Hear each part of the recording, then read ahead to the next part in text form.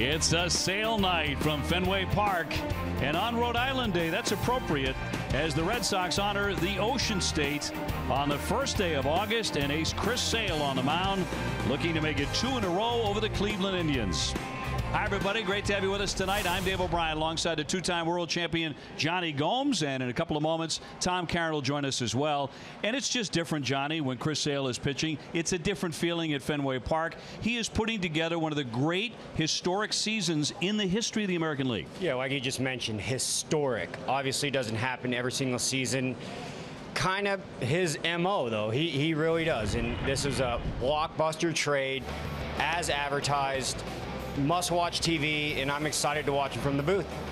Well, you look at the numbers, and the numbers blow you away, and not just about the strikeouts, because you look across the board in the majors today, as dominating as it is. 237, that's the number 3 ERA in the majors, number 1 in innings, number 1 in strikeouts, and the league batting a paltry 192 against him. That is number 2 in opponents' batting average. So Chris Sale on the bump here in Game 2, looking to make it 2 consecutive wins over the Indians. Now, earlier today, the Red Sox made the announcement that Dustin Pedroia is now on the disabled list because of a tender knee. Eduardo Nunez has fit in perfectly. He'll be there at second base tonight. TC, we'll have more on that story when we come back to Fenway Park.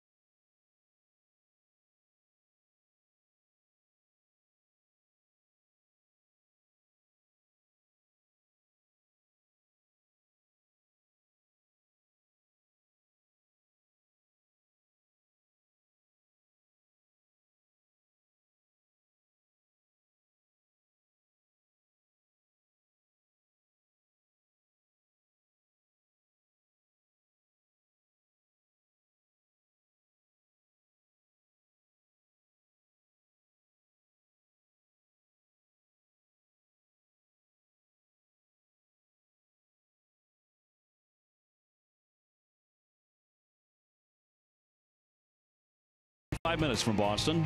Subaru Retailers of New England, supplying all-wheel drive vehicles with a passion for summer travels. And by Southwest, yes to low fares with nothing to hide. That's transparency. August 1, the Red Sox a half game behind the New York Yankees going into the second to last month of the regular season. Here's Tom Caron for more on Dustin Pedroia, now on the disabled list. Yeah, Dave, it's the 4th straight game they are without Dustin Pedroia, and as you said, placed on the 10-day DL with left knee inflammation. He's been the Sox best hitter, leading the team with a .307 batting average and a .381 on-base percentage. But the knee soreness has been getting worse since the All-Star break, and all these extra inning games they've been playing hasn't helped one bit. John Farrell, Red Sox manager, said Pedroia has done everything he can possibly do to try to stay on the field. He's dealt with quite a bit of pain. For all of us that know Petey, he's going to find a way. And I can't say that when he comes back he'll be pain-free, but the way the volume of play got to the point and how he was irritated, felt like this was the best move at the moment. Continue to work at the treatment, continue to give him some idle time to put him in the best position to make the stretch run from here on out. The loss of Pedroia makes the addition of Eduardo Nunez even more important. Nunez came from San Francisco, billed as a versatile utility man, but he hadn't played second base at all this season. That's all changed now. He'll be in there for the 4th straight night tonight. He's been getting it done at the plate. 8 for 17, had that 2-home run game, and he's brought a spark to the Red Sox clubhouse. This guy brings a spark to the mound every time he makes a start. It's a sale day. Last 3 starts, he hasn't given up an earned run. He's on the mound against the Indians next.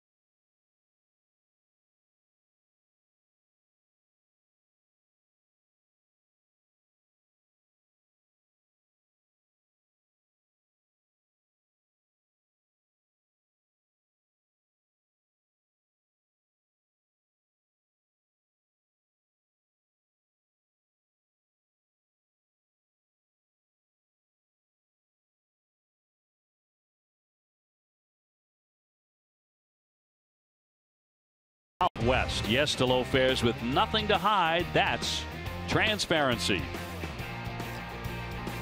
August 1st, so a new month getting underway. Red Sox putting July to bed. They finished 1 game under 500, but one of their better performances in recent weeks last night. Had a great start out of Doug Fister and plenty of offense and defense, and knocked off the Indians in game 1. So the Sox taking the field behind Chris Sale. And facing the Indians lineup brought to you by your New England Chevy dealers. Francisco Lindor will lead things off at shortstop. Brandon Guyer is in right field. Michael Brantley in left. Jose Ramirez 18 homers at second. Encarnacion the designated hitter with Santana at first base. Jackson in center field. Yan Gomes doing the catching.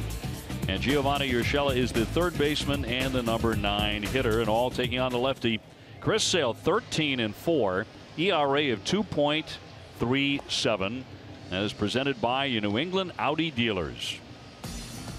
The Red Sox defense is brought to you by Southwest Airlines. Highlight copy of last night. Why change it? Devers at third. Bogey, of course, at short. Nooney at second. 2016 Gold Glover. Mitch Moreland at first. Brock Holt, the Swiss Army knife in left. Jackie Bradley Jr. center field. Bobblehead coming up. Mookie Betts in right. In the battery tonight, a Sale night. Chris Sale throwing to Vasquez tonight. Here are your umpires now. They're presented by Toyota's website for deals. Buyatoyota.com.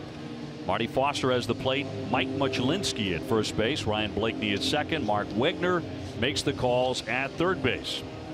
We're available. This telecast can be heard in Spanish by selecting the SAP button on your TV remote. SAP presented by Toyota. Visit Compra2Toyota.com to see Toyota deals not seen on TV. And a stunning view of Boston. 79 degrees. Just gorgeous. Partly sunny. Bit of a breeze right to left. And 7 miles per hour. Ideal baseball weather. Johnny Gomes. I couldn't argue with you one bit. Put your sails high today. He's the only Red Sox pitcher to record more strikeouts before August was Roger Clemens in 1988. He had 232 and Sale has 211. Ooh. Serious company there. That is serious company. I mean, imagine throwing 20 more strikeouts to Sale's resume. That's a heck of a year. Roger capable of doing that in one game, of course. And here's Lindor hitting .270 with 16 home runs. He takes strike one, and we're underway. We are on the way. An interesting thing right here, the first time through. Let's see how they approach him. They're truly not a successful way to approach him. Or you can be aggressive early. You're going to wait on off speed, see if we can get his pitch count up, jump his heater right away. Everyone's going to be different. But the first time through, it'll be interesting to see how they each approach him. Back toward the hill, charging in. Bogarts goes for the bare hand, throws, and nearly threw it away. Nice pick there by Moreland to come off the bag. And Lindor's got himself a base hit. Yeah, absolutely base hit. But you saw what that play with Moreland very easily could have been base hit with an air if it goes in the camera well, like we saw the other night. And Moreland getting off that bag very quickly to save a potential error. So Lindor is on. Your all-star shortstop, and that'll bring up Brandon Guyer. Guy in right field, 215 with a home run, and he tends to be a magnet for throwing baseballs, doesn't he? A magnet is right. Magnet to the leather.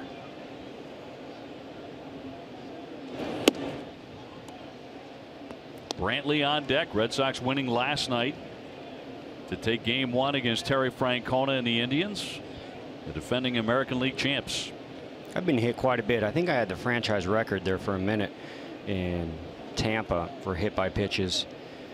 They don't hand a trophy out for that. Not something you really want. But, you know, people ask all the time, does it hurt? Does it hurt? 120% it hurts. But there is an art. There is an art to getting hit if you're one of those guys. And it's obviously tuck that front knee in, hide the elbow. It is a little bit of an art. Guyer's been hit 61 times since 2015, since the start of the 2015 season. So they just find him. Yeah. And you'd think he would be up there with full ammo or full, you know, samurai equipment, but he's got nothing. Man's man. And a 1-2. I've also found that covering baseball for all of these years that there's an art to getting out of the way, that major leaguers know how to do it. And you can spot a guy who doesn't do it well, but there's an art to that too. Nick Punto, an ex-Red Sox great, headline that trade, if you will. Runner goes, ball inside, throw down, and it gets off to the side of Nunez. So it'll be a stolen base for Lindor on ball 3. Back to Nick Punto. Nick Punto never got hit. I want to say never got hit his whole career. Light feet, quick feet, like you see Lindor right there. Nick Punto earned the nickname the Shredder with the Red Sox for shredding jerseys. I've been shredded by the Shredder. You have. 3-2. Pass third, off the glove of Devers. Going to roll up against that side fence. Into third, stopping there is Lindor. And Guyer is aboard first and third suddenly for the Indians. Well, Devers tried to make a sliding stab on it. It deflected off the glove. That'll be a base hit. Yeah, base hit. Shows a lot just him getting there. That's a big league double right there that he just saved. So very unusual for Sale to scuffle against anybody in the first inning, but he is 5-7 lifetime against the Indians with an ERA of 4.07, and they saw a lot of him when he was with the White Sox. Yeah, I mean, the name of the game on the opposing side is just put it in play. Just find a way to put it in play. Brantley fouls that one away. Michael Brantley, 299 with 8 home runs.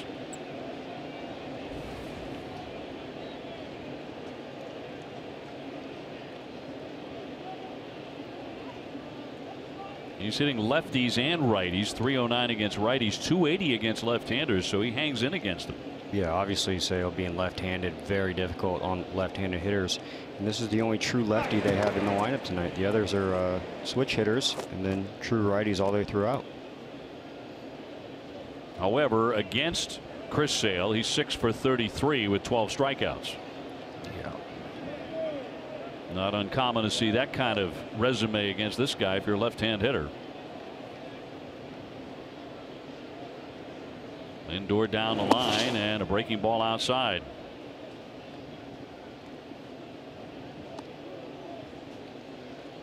I think you can count on one or two fingers the times this season where Chris Sale's had a difficult first inning. Yeah. He just breezed typically. Lindor gets on with a maybe 100-foot ground ball that applied pressure with that speed. And then a possible double, but we were able to knock it down, make it a single. 2-1. Sale unscored upon in his last 3 starts. That's on the line right here in the very first inning against Cleveland.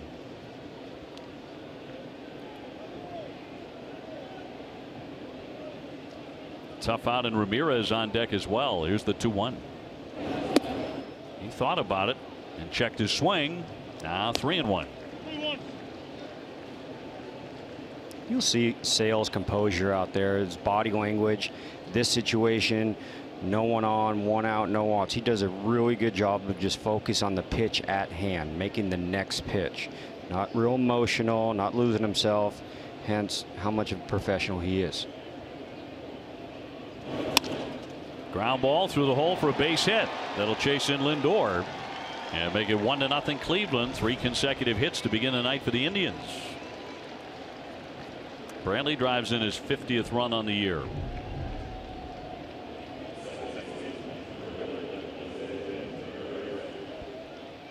Yeah, that's a good swing. I mean, you see Brantley really keeping his head on the ball right there. And sometimes the best pitchers make you focus that much more because you understand you really got to pick up your game. And sometimes you're almost too aggressive up there. And so far, they're kind of waiting him out. So plenty of game, still ahead. His pitch count's not out of control. Ground ball, double plays, pretty close.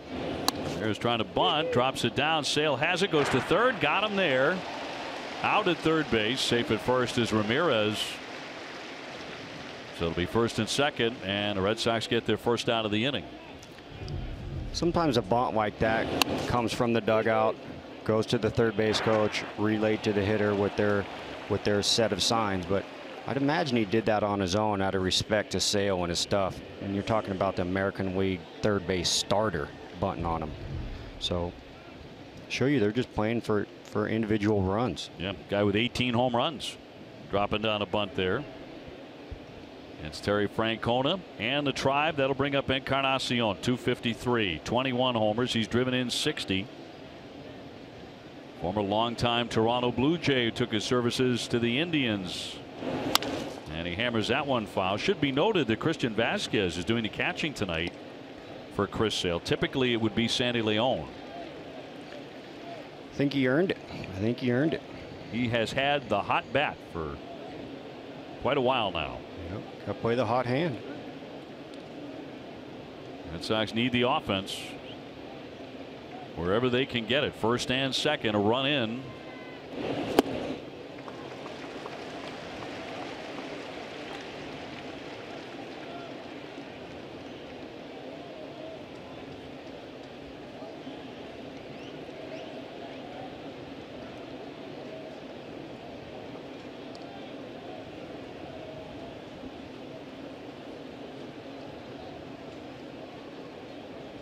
Two on and the 0-2. Sale looking for that first K in the book, and he gets it there.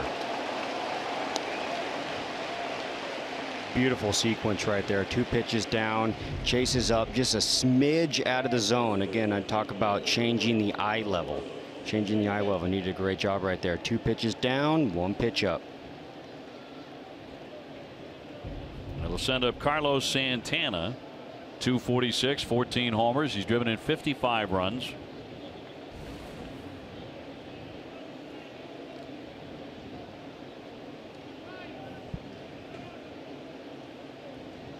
Santana's 7th in the history of the Cleveland Indians in walks. He's walked 694 times. Larry Doby, 703, is next in line for him to overtake. It's a high fly ball into left field, backing up Holt all the way to the wall, leaping up. It's off the 10. One run in. Here comes the second run in. The throw home will not get him. Ramirez scores. Santana strikes a 2-run double. And the Cleveland Indians have taken a 3-0 lead.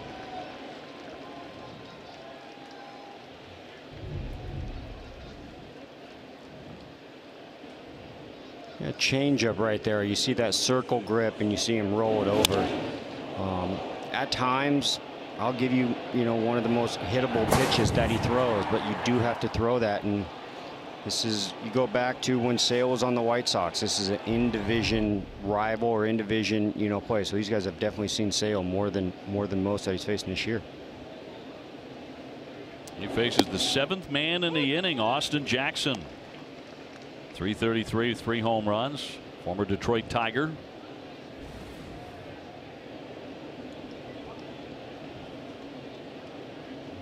And the Indians put up a crooked number right away here in the first inning. 0-2.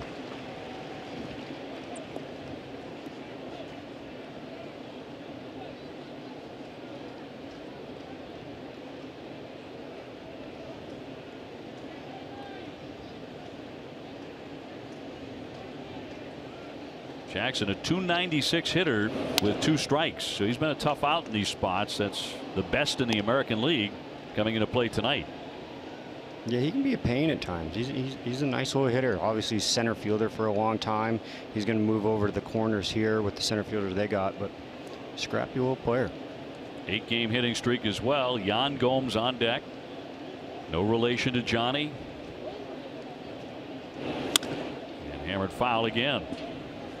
Well, CVS Health is investing $50 million over 5 years to extend their commitment to helping people lead tobacco-free lives and move us one step closer toward a tobacco-free generation. Learn more at cvshealth.com/be-the-first.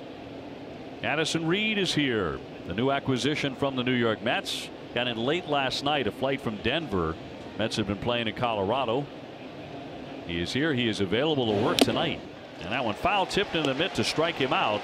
But the Indians strike for 3 right away against Chris Sale, and the Red Sox are coming up here in the first inning.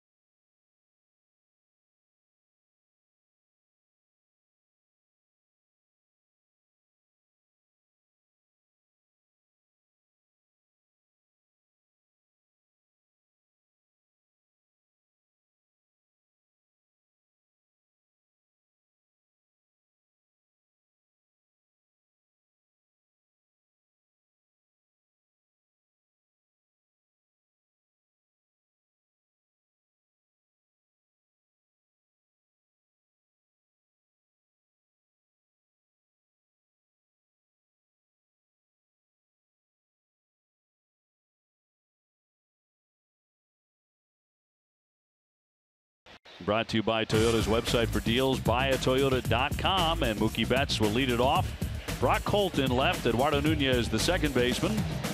Hanley Ramirez the designated hitter. Jackie Bradley hits 5th. Rafael Devers 6th. Bogarts at short, Moreland at first, and Vasquez catches batting 9th. against the right-hander Carlos Carrasco. He is 10-4. ERA of 3.58. He's been very good on the road. ERA on the road is 2.87. It is a sale night, but this guy's no slouch by any means. And immediately has a 3-0 lead before he ever throws a pitch, and the first one is strike one. Mookie 270 with 17 home runs. Carrasco 6'4", 224 pounds. Very smooth mechanics, a four-seamer, a two-seamer, superb straight changeup. Very superb. Yeah, we talked about the velocity differential. This is one of the good ones in the league. Mookie coming off a really fine night, 2 for 5 with 3 RBIs. So battling his way out of a bit of a skid. It was the 8th time this season he's driven in 3 runs. That leads, I think, to the question about where he ought to be hitting in the lineup. Leadoff spot or, say, the 3 spot. Well, you got Nunez in there tonight in the 3-hole, but Dustin Pedroia was hitting in a power spot when he was healthy in the lineup. Mookie does lead the ball club with 66 RBIs. Yeah, he does not have an eye and a knack for that RBI, and that's what you want. And you know, leadoff guy, it's okay to be there as long as the bottom half of our lineup is turning over and he has someone to drive in. Good job right here working back to a 3-2 count, starting 0-2. Rockhold waiting on deck. Carrasco, a guy who goes from that set, and the 3-2 line toward the alley. On the move Geyer, though, and he'll make the play. He was shaded over there a little bit, and he makes the grab for the first out. Cleveland Indians are showcasing the defense pretty similar to last night. We got Urshela at third, a new look. Lindor at short. Ramirez moving over to second. Santana, the switch hitter, at first base. In the outfield, Brantley in left, Jackson in center, and the magnet Geyer in right. Carrasco throwing downhill to Yan Gomes, no relation. And Brock Holt, 204 without a home run yet.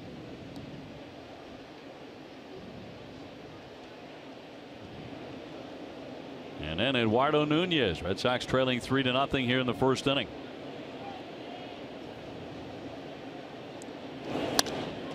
Fly ball pretty well hit to left. Brantley back to the wall, leaps up, he can't get it. Looked like it caught some leather. Brock heading into second. He'll stop right there. For a moment there, Brantley couldn't find it. It'll be a double. We'll take it. Brantley looking around a little confused. Here's the effort up against the monster. Great effort right there. It's just the beast of the monster. It was worth taking a crack at, trying to catch that ball versus taking it off the wall on a bounce. Yeah, I think he was a little surprised he did not make the catch. Yeah, he's probably looking for it in his glove. Came up empty. Holt running right here. When he's looking down, he started to sniff 3, and then he went ahead and grabbed it. Threw the brakes on. So Red Sox trying to get one back. Nunez swinging a very hot bat, hitting .471 with the Red Sox with a couple of homers. He'll be in there on a regular basis at second base as long as Pedroia is on the disabled list. Last night 3 for 5 with a pair of doubles, and he drove in 2 runs.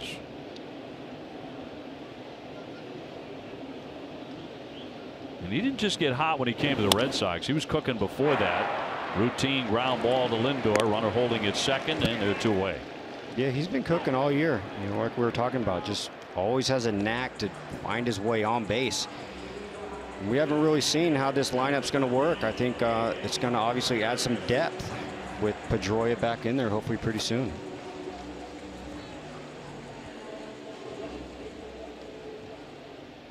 Anthony Ramirez next, 253 with 17 home runs.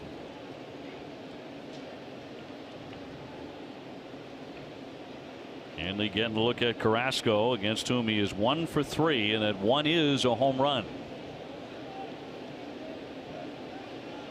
Nice little 2-out RBI right here. A little momentum changer. Get Sales head out of the sand for a little bit.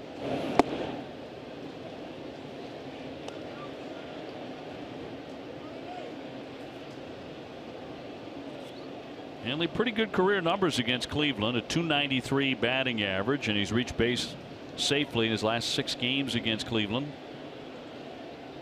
He'll be followed by Jackie Bradley, who has a bobblehead night coming up on Thursday. I'm gonna have to get me one. I think we did. Yep. I think we made sure we got you one because you are a collector, and we were talking about what do they look like. Would it be a catch mode, and that is the case.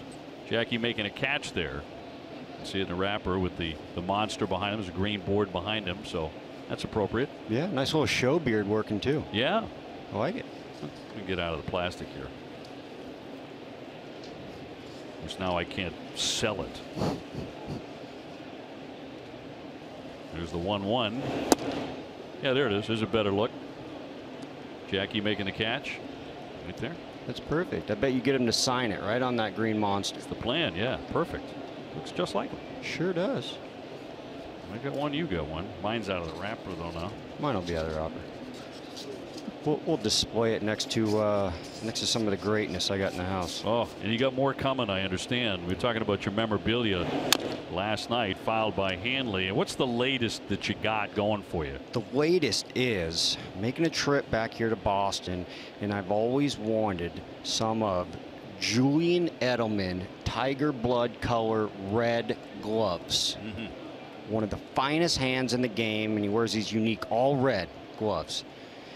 Was able to reach out to him, asked him for him, and said I'd sail him as high as I possibly could in my house. The highest honor I could put some stuff. And he said under one condition, he's a memorabilia guy too, he needs a bat.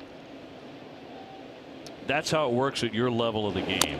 You want something from Julian Edelman, you just reach out and ask Julian Edelman. You don't have to go through someone else.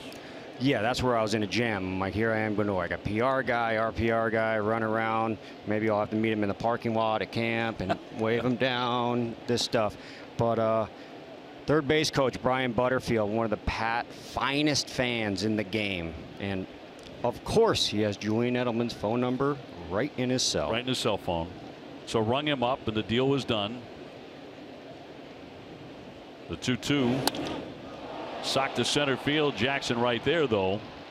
And the Red Sox will strand a base runner. After 1, 3-0 Cleveland.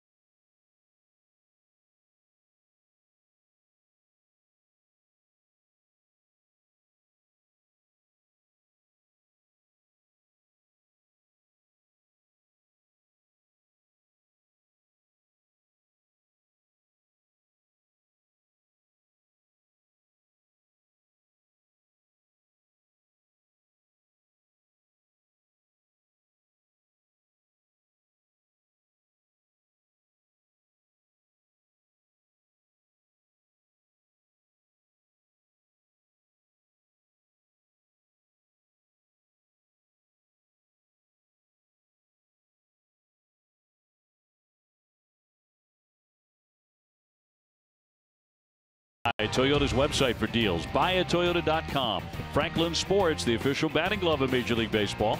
Sullivan Tire and Complete Auto Service. and by Mazda, driving matters. After an inning, 3-0 Cleveland. Johnny Gomes, Dave O'Brien, Tom Caron with you from Fenway. Yan Gomes to lead it off here against Chris Sale, who allowed 4 hits in the first inning. Urshela on deck, and then Lindor. Yankees are active tonight. They're playing the Tigers. Scoreless in the second inning. Sox trailing New York by half a game coming into play tonight.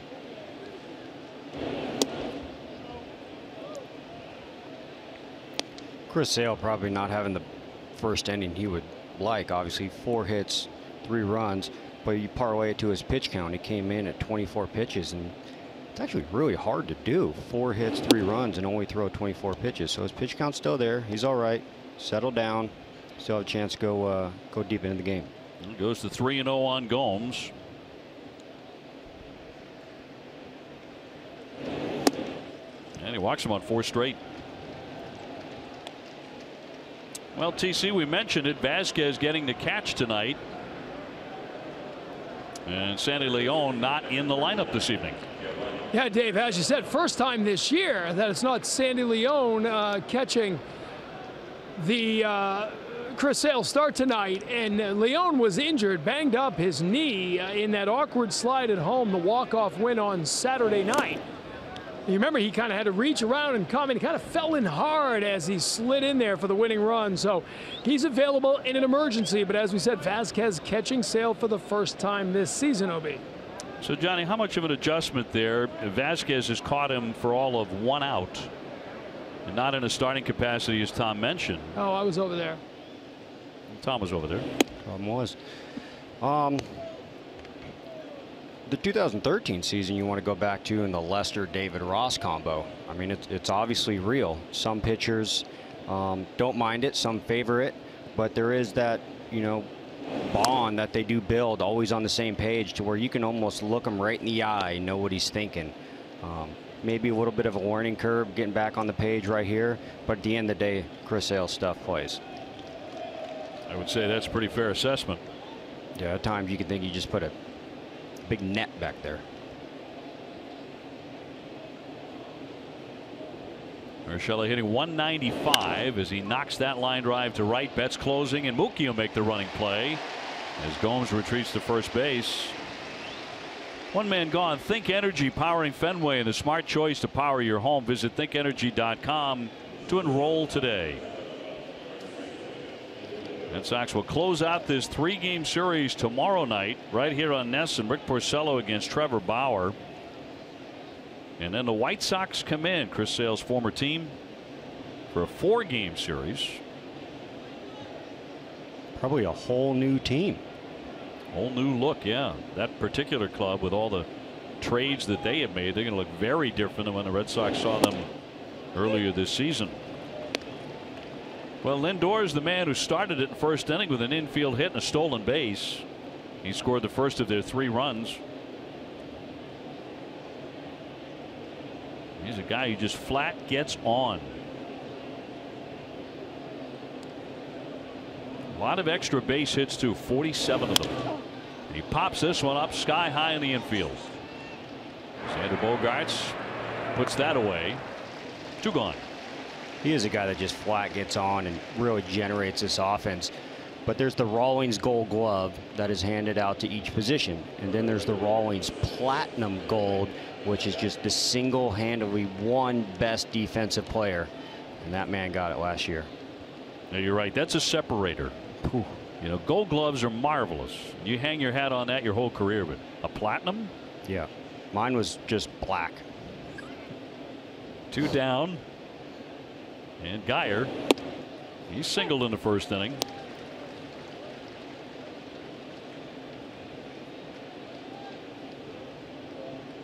The Sox have edged the Indians for the moment. This may be going back and forth for some time in ERA atop the American League. Red Sox are number 1 at 370. There's a high deep drive down the left field line. If fair, it's way out of here, and that ball is gone. A home run. A 2-run shot by Geyer. That'll make it 5-0 Cleveland.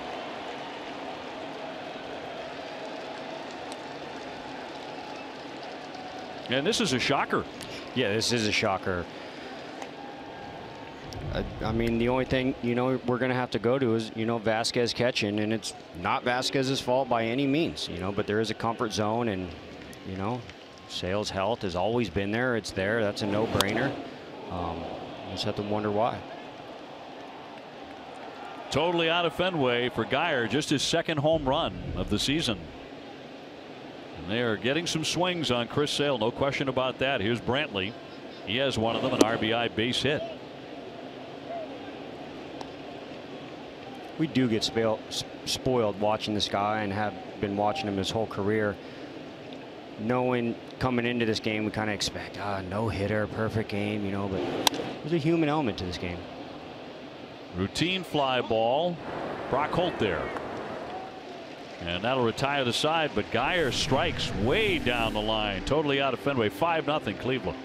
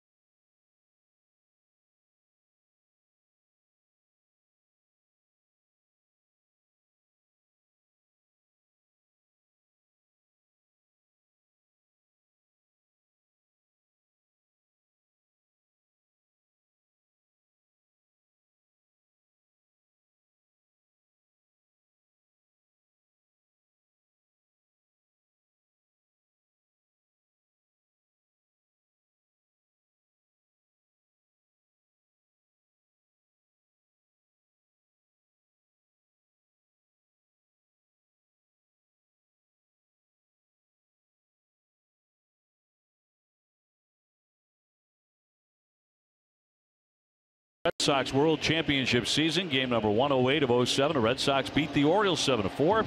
Tim Wakefield went 7 to get the win. Dustin Pedroia and David Ortiz each recorded a double. That was Dustin Pedroia's rookie season. Now Geyer has just launched a 2-run homer to extend the lead to 5-0 for Cleveland. And Jackie Bradley will lead things off against Carlos Carrasco, one of the better pitchers in the American League. And it'll be Devers and Bogarts trying to get a couple back here in the early going. Jackie hitting .264 with 12 home runs.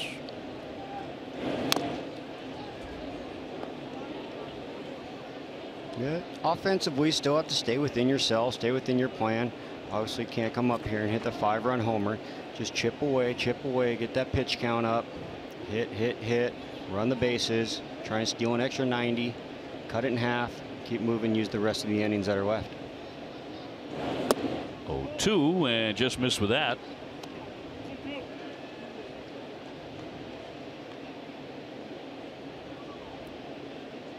Devers coming off a 4-hit game. Batting out of that 6 slot tonight. Here's the 1-2 to Jackie. We talked about Carrasco and his fine mechanics, but he once got some invaluable advice from Albert Pujols. 2009 spring training, after his team, the Phillies, had faced the Cardinals. Pujols stopped him in the outfield, gave him a compliment on his stuff, but he also said to Carrasco, sometimes you open up too early in your delivery, so I see what you're throwing. Be it a changeup or a fastball, I can identify that. You've got to close that up. It's exactly what he did. 2-2, but it came from a hitter. Yeah, you know, I've actually seen David Ortiz do that numerous of times. And we'd always go up to David and be like, stop, stop. Stop being such a nice guy. Yeah. And be like, no, I want the best. I can hit the best. 2-2, and he got him. Jackie down swinging, one man away in the Red Sox second.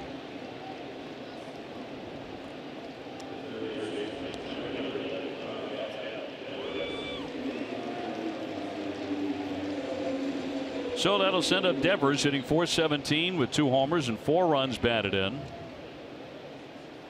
And off to an outstanding start. 4 for 4 last night. Hit safely in 5 in a row. He's 10 out of 20.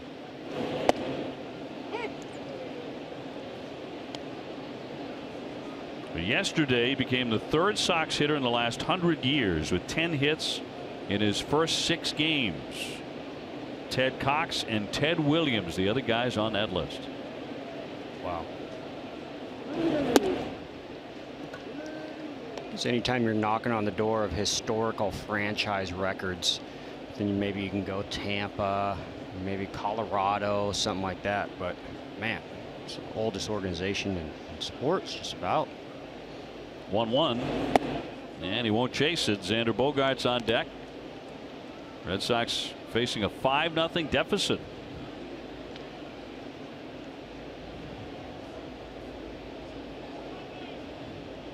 Carrasco now 30 years old, from Venezuela. Here's the 2-1.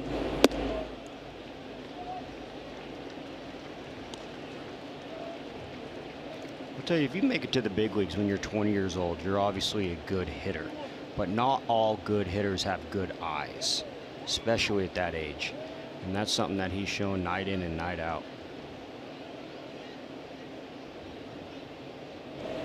And the 3-1 catches the corner, according to the umpire, to bring him back 3-2.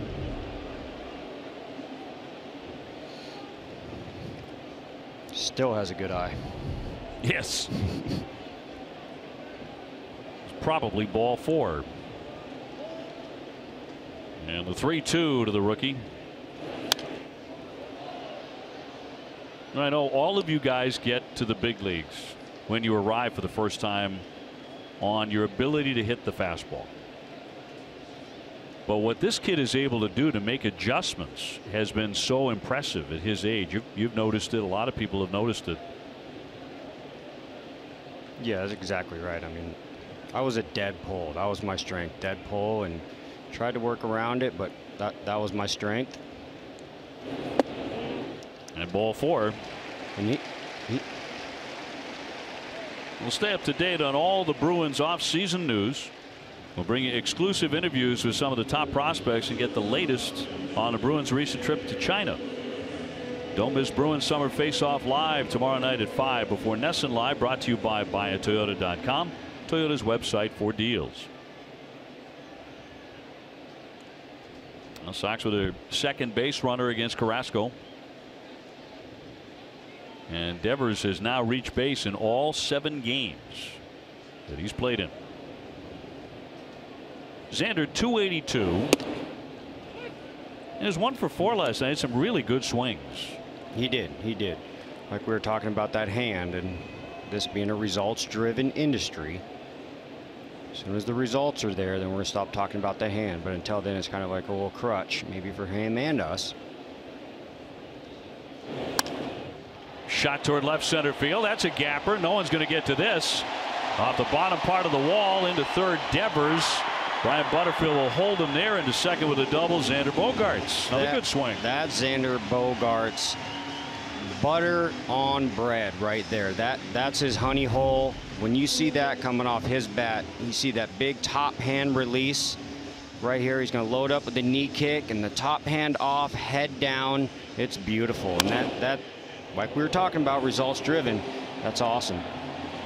Devers on the move right there too now, picking up Butter early, keeping an eye on everything he's doing, and he's shown a lot. Still very, very early on the night, second inning, but don't you feel it's critical to get a couple of runs in? Yeah. This is a big situation right here. This is the sac fly. This is, Anything but a punch out. Challenge the guys. Not too much speed with Devers, but probably going to go on contact here to sneak that run. Only one down. Moreland the batter. 238, 12 home runs for Mitch. Last night went 0 for 2, but he scored a couple of runs.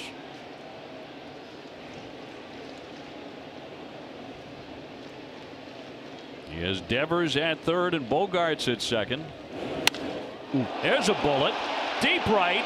Back it goes. Kiss it goodbye.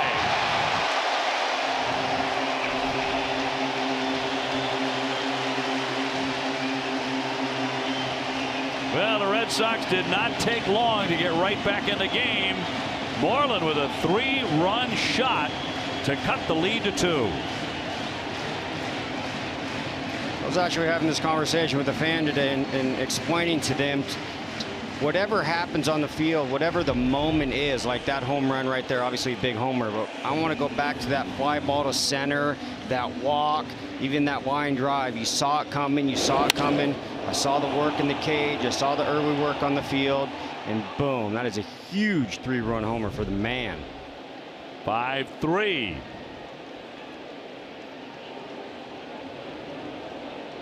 Brings up a hitter really cooking right now, Christian Vasquez. And for every Red Sox home run this season, Speedway donates $500 to Boston Children's Hospital.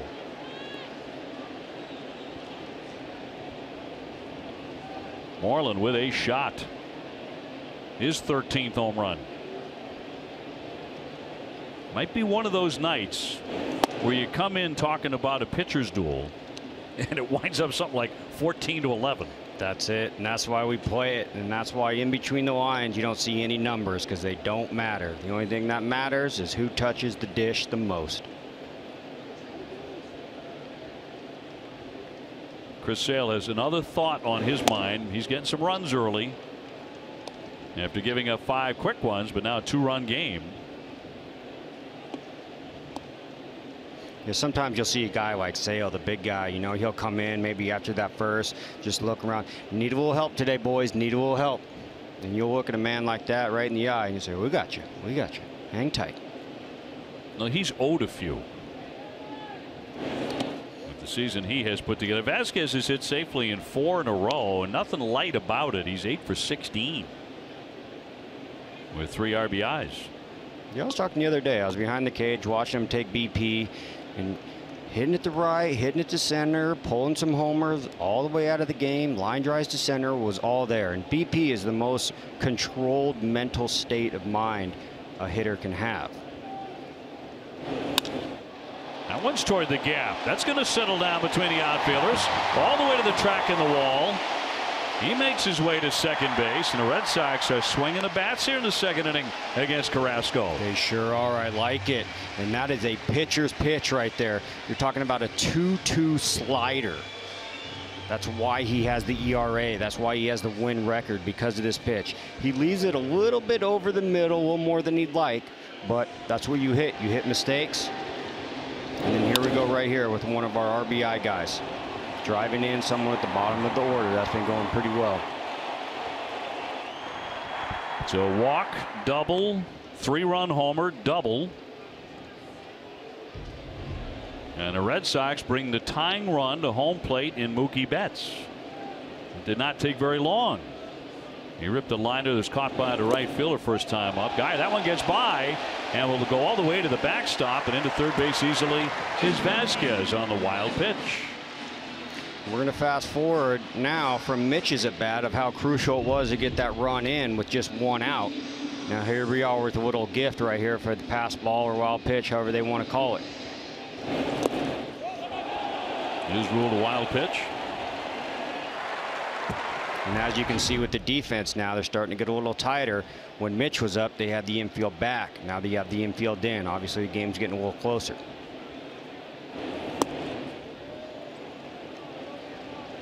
So Mookie can make an out and make it a 1-run game.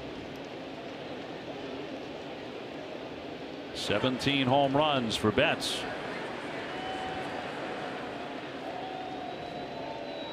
And a 2-0 from Carrasco. Foul away. The AIG Hurling Classic and the Irish Festival returns to Fenway with a doubleheader featuring 4 of the most prominent teams in the world. Tickets are on sale right now at redsox.com/hurling. Can I put my name in the hat to call that? Oh, absolutely. I'd love to hear you call that. Gosh. Have you ever seen hurling? Yes. Well, you're in. You've got the gig. I'm in. Good stop there by Gomes. 3 balls, 1 strike.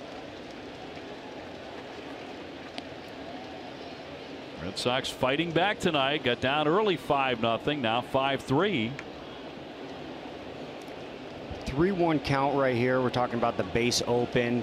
So that's going to bring Brock Holt up, which will set up the double play. He's going to have to know that on his mind. But what Mookie has to have on his mind right now is just not chase, not chase. And he walked him. So the Red Sox have runners at first and third for Brock Holt, who doubled his first time up. He sure did. Got a little emotional roller coaster right now. This is not how we planned it, but I like it. Terry Francona is going to get his bullpen active right here. He's going to send out Callaway's pitching coach. And Terry Francona does not like what he's seeing out of Carrasco.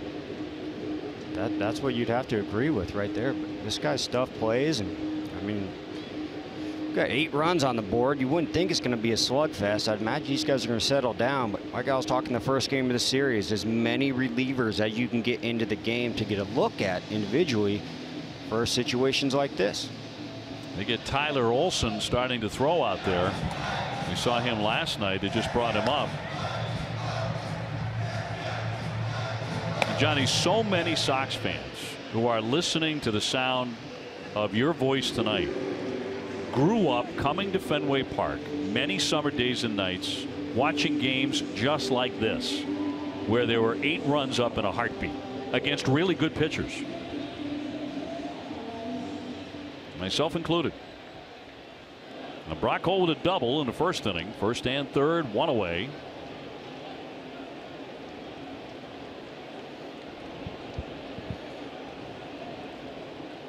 Warm night here on Yawkey Way. Carrasco in trouble. He deals a strike.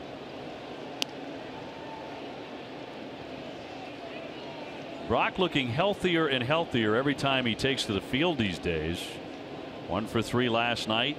Made a really fine throw to nail a runner at second base. Made an excellent running catch late in the game. Playing left field. He's back out there tonight. And a strike. 0-2. Yeah, I've never had a concussion. I guess that was diagnosed, if you will. So talking to David Ross, talking to him, I mean, I know nothing about it, but boy, it just sounds miserable what they have to go through. Doesn't it? Awful, you know, sitting around in the dark, staying away from light.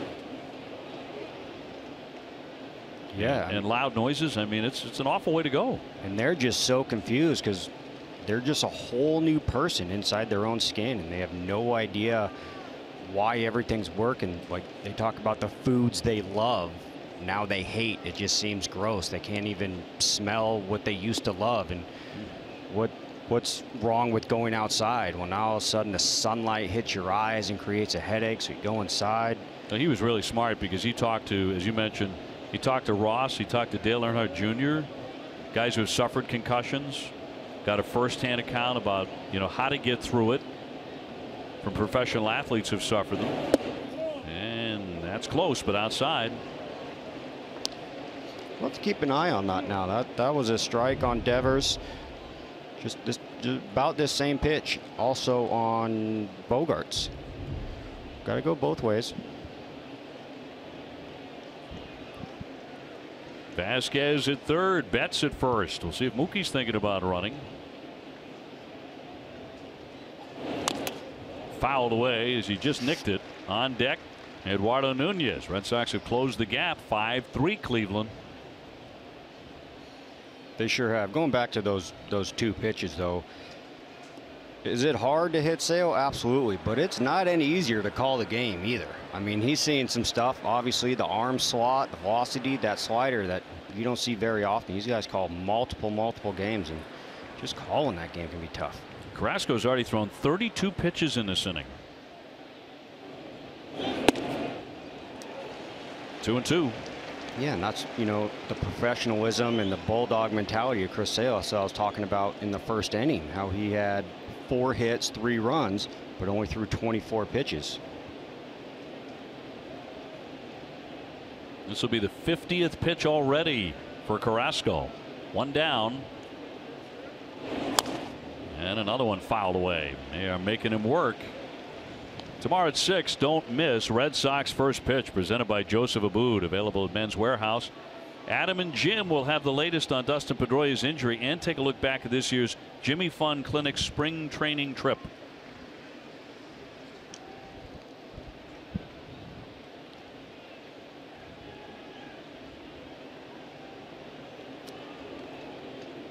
The 2-2 to Brock.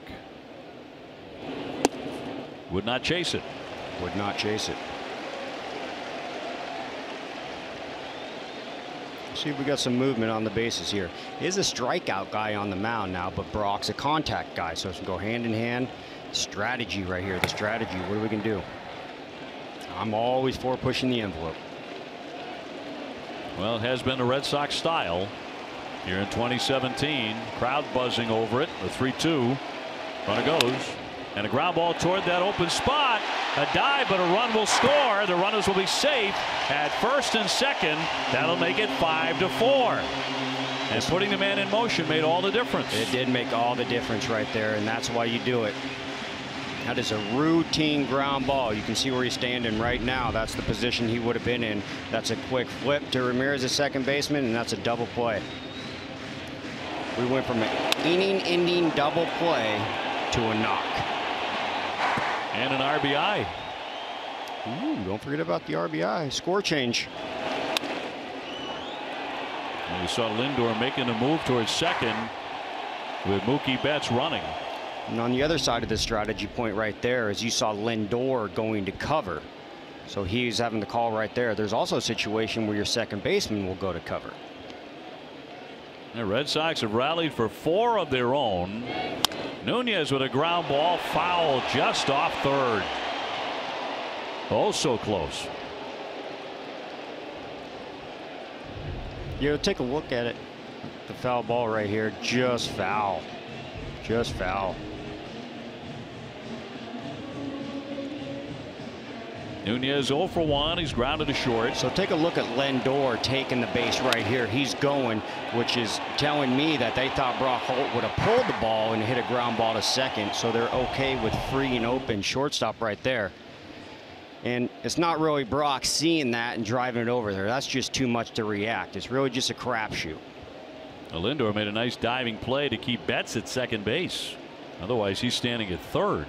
The platinum gold glove, is that real? The platinum glover. Platinum glover.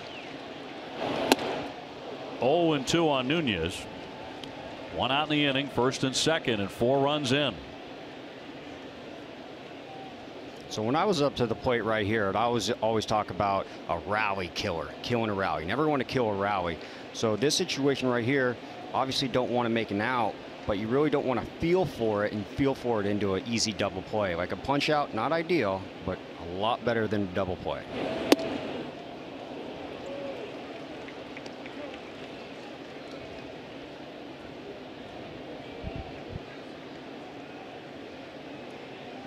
Nunez numbers as a member of the Red Sox, 8 out of 18 with the 2 homers. Tigers have jumped on the Yankees 4-0. 4th inning. There's a shot. That's headed for the wall. That'll be high off the green. In to score. Mookie Betts right behind him. Hold. There's the throw home. The tag. He tries to leap around it. Dancing now. He's going to be tagged out. The shot high off the wall ties up the game. Nunez continues to crunch it.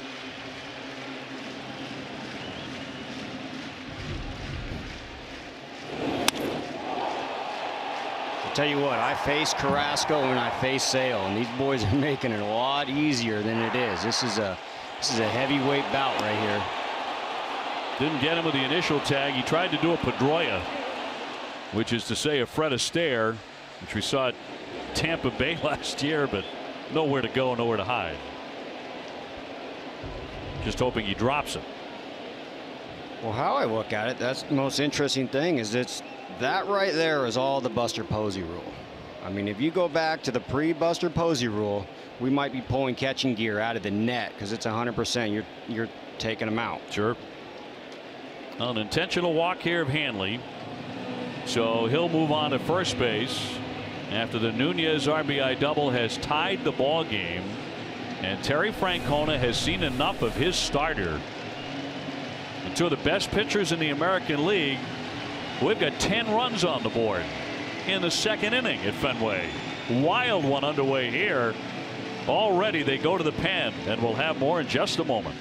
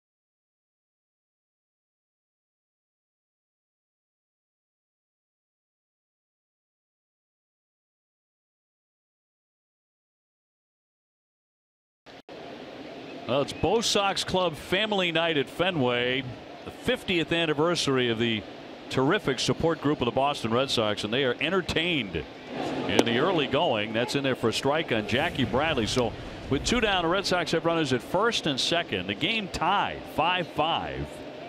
And it looks like one of those nights here at the Fens. Yeah, I'd imagine if you're just tuning in right now, you thought it was Carrasco Sale. Right. What'd they do? Bump those guys back to next week or something? Here's the 0-1. Well, I'll tell you how Chris Sale's looking at it right now. It's a 0-0 ball game.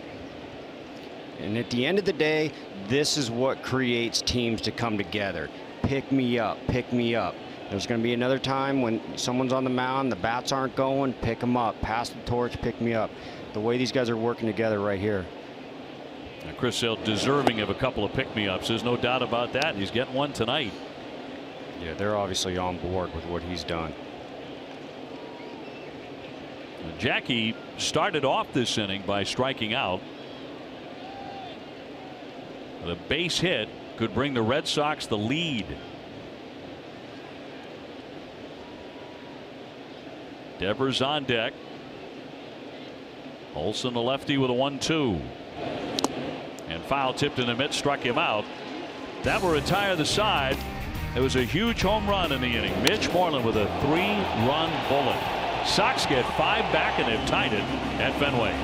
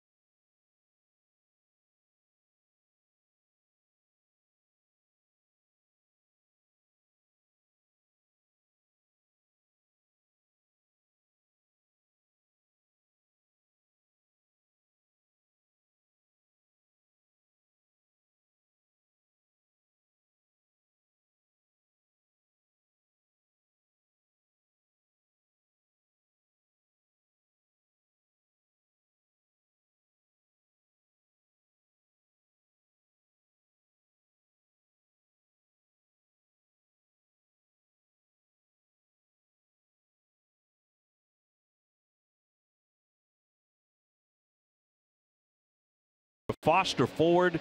Lisa, thanks for being with us. Thanks for having me. Tell us about your organization and what you're all about. So we're a statewide organization in Rhode Island working with children and youth in foster care and young adults who've aged out of the foster care system. Very good. And how long have you been doing that?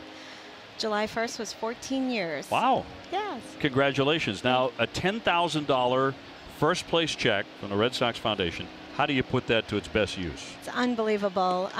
One of the programs that's so near and dear to my heart is our Real Connections program, where we pair young people who are most likely to age out of foster care with supportive adults for a mentoring relationship.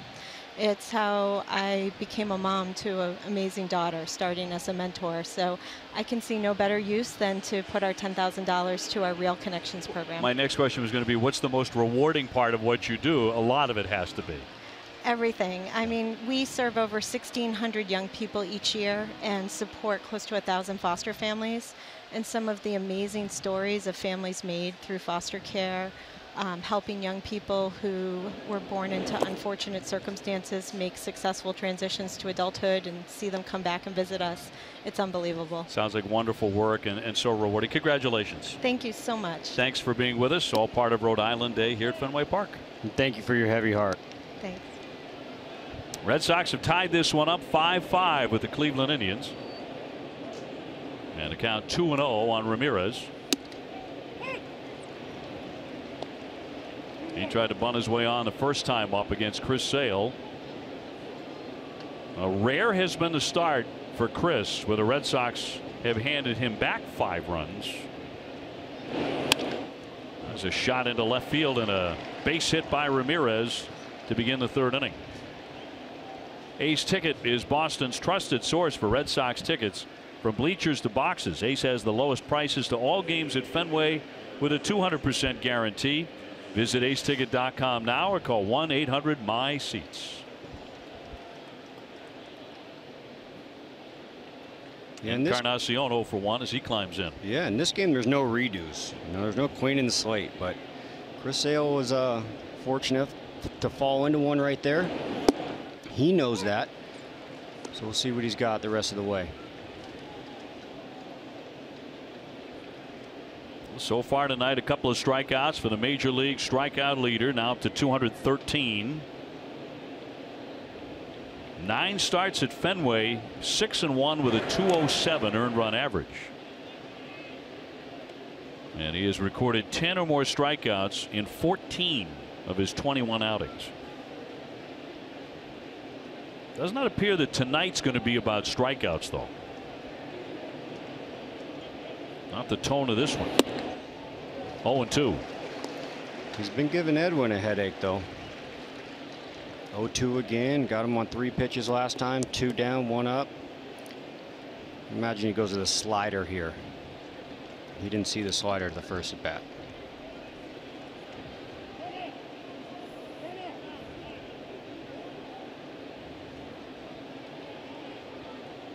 The other crucial part about that long inning was possibly a lot of contact and conversation between Sale and Vasquez, be able to nail down a scouting report.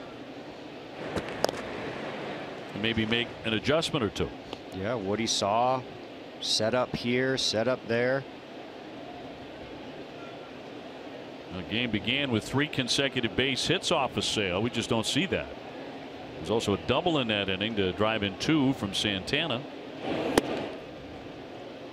In the 2nd inning, the Geyer 2-run homer after he had walked Gomes. And now leadoff base hit by Jose Ramirez. Yeah, I was calling for the slider right there because it's a wipeout slider begging for the strikeout. But sometimes you just stay with what's working. He got him with 3 fastballs in the beginning, so why change?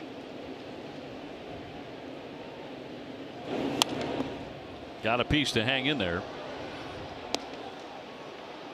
Cold Hard Facts brought to you by Clean Crisp Coors Light. Look at that ERA. Minuscule 1.04 for Sale in the month of July in 5 starts. He was picking his offense up all July.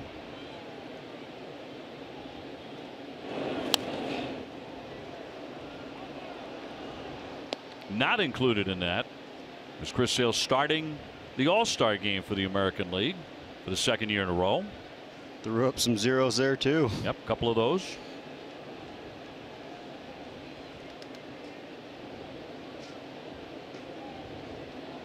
Trying to pin down Encarnacion for the second time tonight.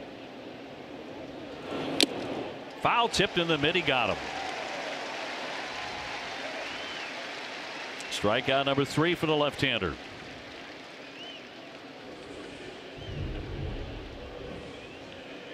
Stayed with that heater. That last pitch he did foul off the slider, and that's Chris Sale's stuff right there. At no point was that ever a strike, but yet you got to be a guess hitter when you're facing this guy, and he guessed and guessed wrong. One away Santana. 2-run double in the first inning for the highly selective first baseman.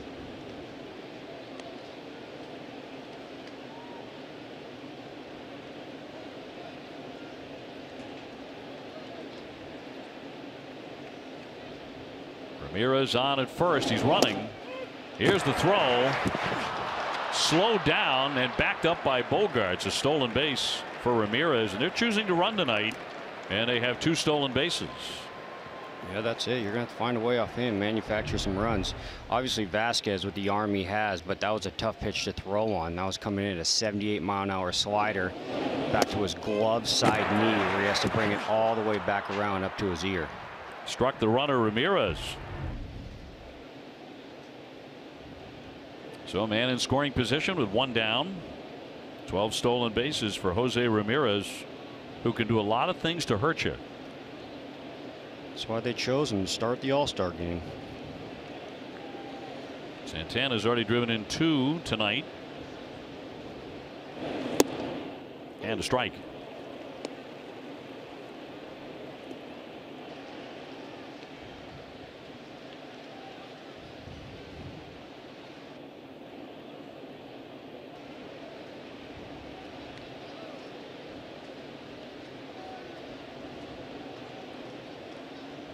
Ramirez with the lead and the 0-2.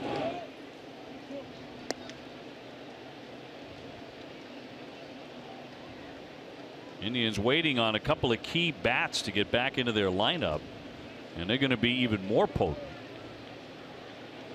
They're waiting on Kipnis. We're waiting on Pedroia. A race to health. Also Chisenhall. Shortstop Xander Bogaerts with a runner retreating to second base, and there are 2 down. Now tomorrow at 6:30, don't miss Red Sox Game Day Live, presented by DCU. Adam and Jim preview Rick Porcello's start in the last game of the series. DCU is Digital Federal Credit Union. What can DCU save you? Austin Jackson, a strikeout victim in the first inning at the hand of Chris Sale, so he's 0 for 1. Yeah, I don't want to sound like a broken record, but sometimes there's only a couple things you really have to do for successful baseball. Situation right here, runner on second, 2 outs. We just scored last inning, hence the shutdown inning. We score, they don't. We score, they don't. And scoots away from Vasquez to the backstop. The runner will advance to third. Ramirez stopping there.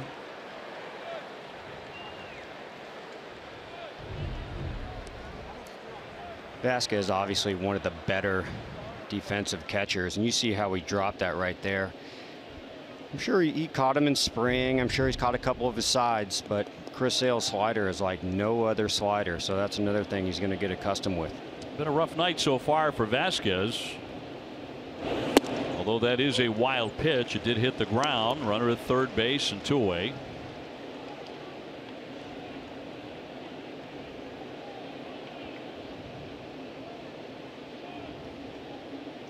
Sale looking to ring up a strikeout. The 1-1 coming. High and tight.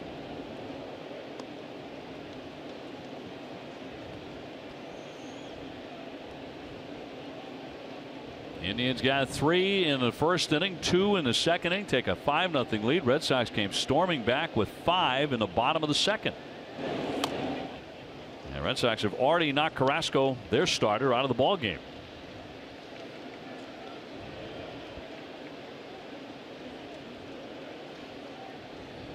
Coming into the game as a pitcher, you got a couple goals, obviously, but one of the main thing is you would love to outlast their starter. Popped him up. Nunez going out. And Betts coming in, and Mookie will take that to retire the side. So Sale does get that shutdown inning. We're knotted up 5 apiece at Fenway.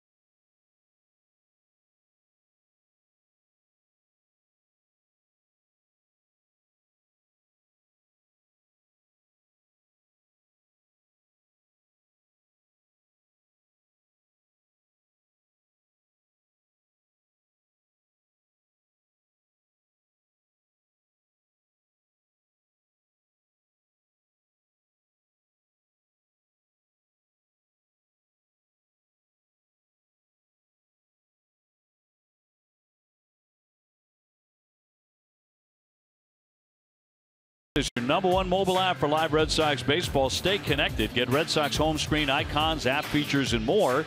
Download MLB.com at bat today. Last half of the third. Red Sox 5 and the Indians 5. A lot of scoring early on. Devers will lead things off here against the reliever Tyler Olson. Devers walked as part of the uprising in the second inning and would later be brought in to score a run. And he rips a base hit into right center field. He's got himself another night where he has a hit. And Johnny, it is not supposed to be that easy. You might be asking if there's a higher level. He just got to this one from AAA. Is there another one? Came in hitting .417 and he's walked and singled.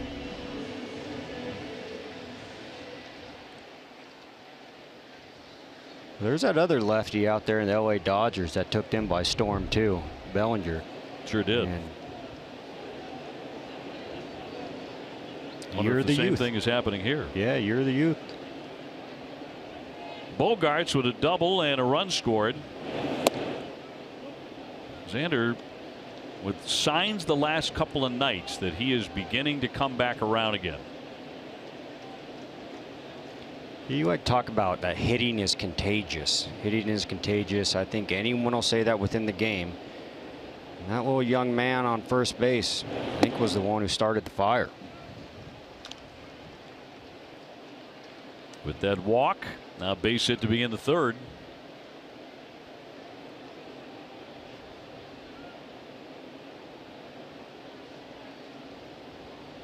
He's hitting both sides too. This is a lefty right here. It's supposed to be tough. Lefty.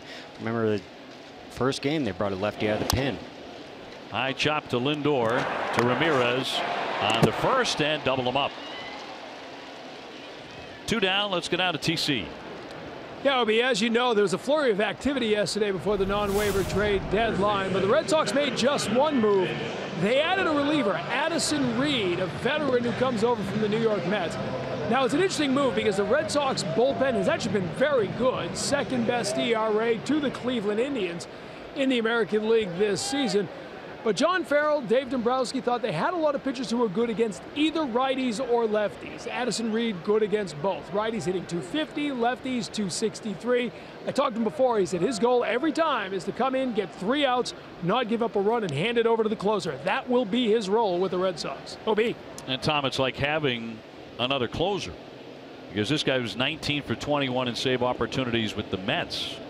So he was used to the high pressure situations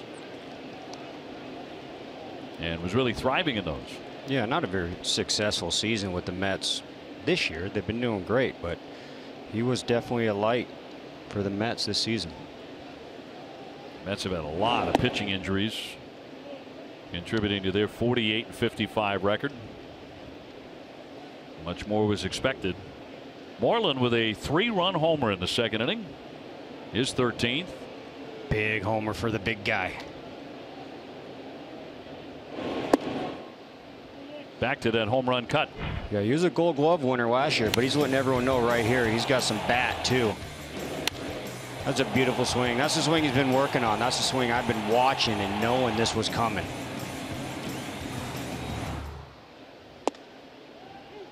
In there for a strike.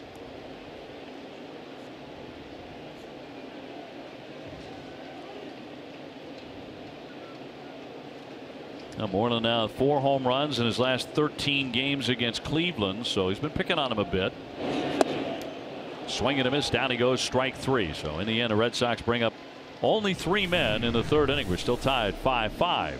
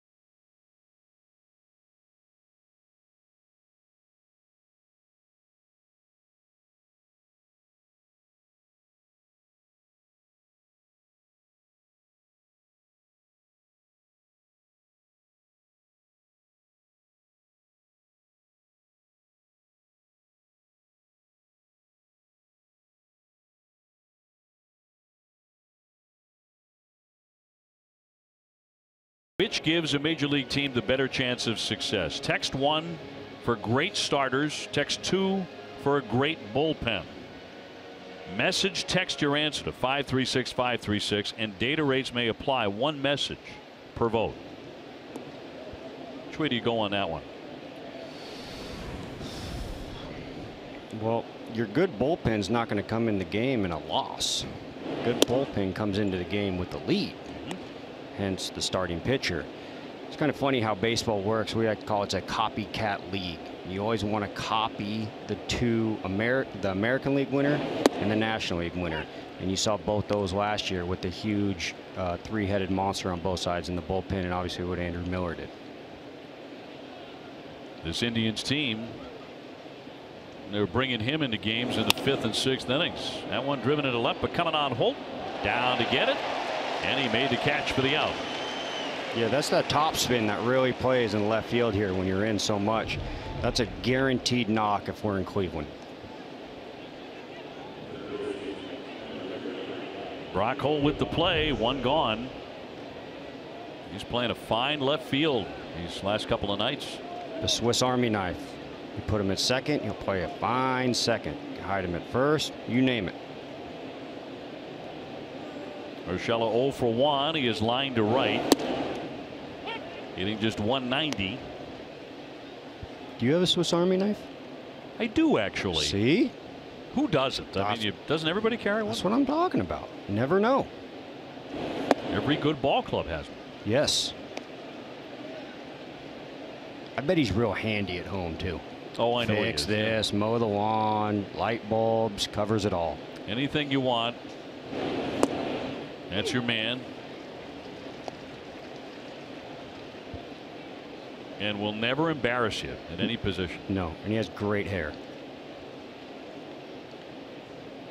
The 1-2. And a cut and a miss. Down he goes. Vasquez will complete it with the throw to strike him out.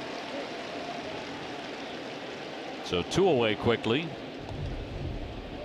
Yeah, this is it right here. You see Vasquez calling for it down. He wants it down on the ground. Obviously not a strike right there. Had room due to him being 2 strikes. Starting to get on the same page. Sale looking for his first 1-2-3 inning tonight. Lindor, the leadoff man. He has a base hit and a stolen base, and he has scored a run. Sale, obviously, with the resume he has, being older, but this is the exact situation you'd love to see out of a young kid who's a starter. Give up some runs, go back in the dugout, calm down, get some water, get back on the same page, and run back out there and get as many innings as you can. This is a clinic going on for young kids that game's not over if you're still on the rubber. 2-0. Popped up. Vasquez looking for room, but that one's going to be over the netting. I saw too many hats in the air. Too many hats. Your hat's for your head. You bring the glove to the yard to catch a foul ball. Preparation.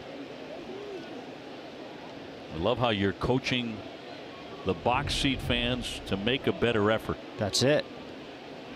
That's prime foul ball ground right there. Gentleman came up with that one. Check swing, but he went. So a strike on Lindor. Yeah, you're starting to see the depth of that slider now. You're starting to see those check swings. That was what Vasquez was talking about, was down, down. Maybe down's helping him with that depth.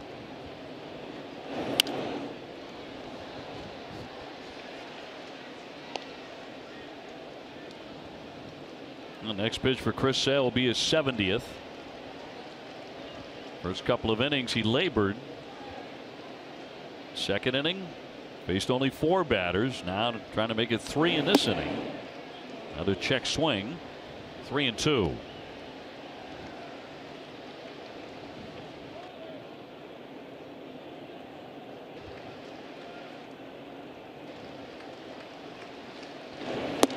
And he got him. He struck him out with a changeup. Lindor fans, 2 strikeouts in that frame for Chris Sale.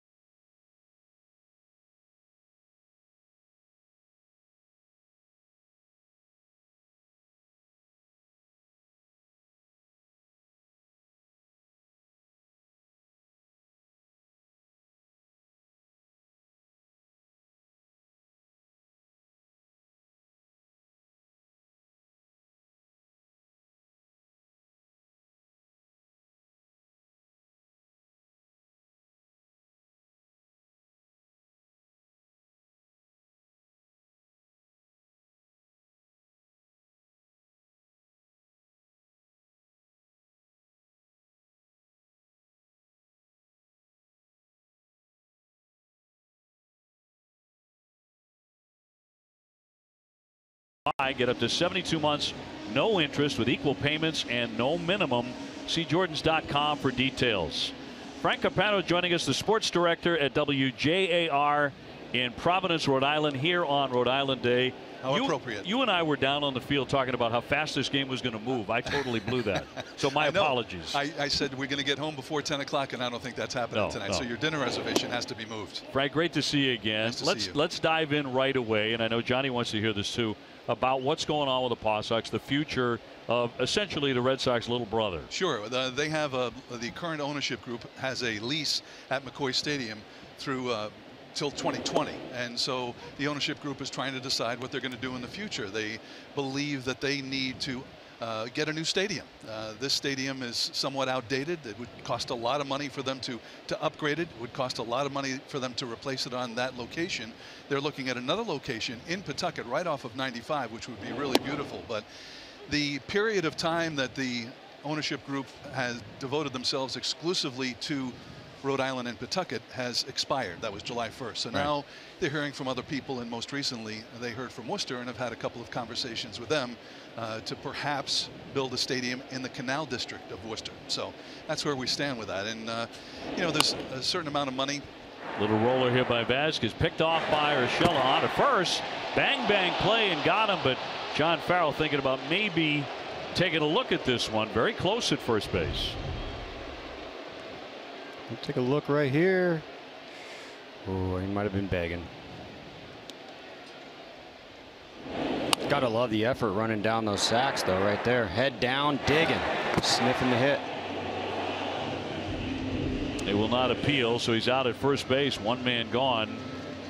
Well, Frank, you know this situation inside and out, so what's your gut telling you how it's going to go? Well, I think that we're hoping that the current ownership group, that their heart is in Pawtucket, that they stay in Rhode Island. There's the question of money and who's going to pay for it. The ownership group has committed to putting up about $45 million, given the city a 30-year commitment for a public facility. The city has put up a certain amount of money and just waiting on the state part of it. They were going to consider it prior to the end of their session this summer, and now say that they're going to consider it again in the fall. So time is short.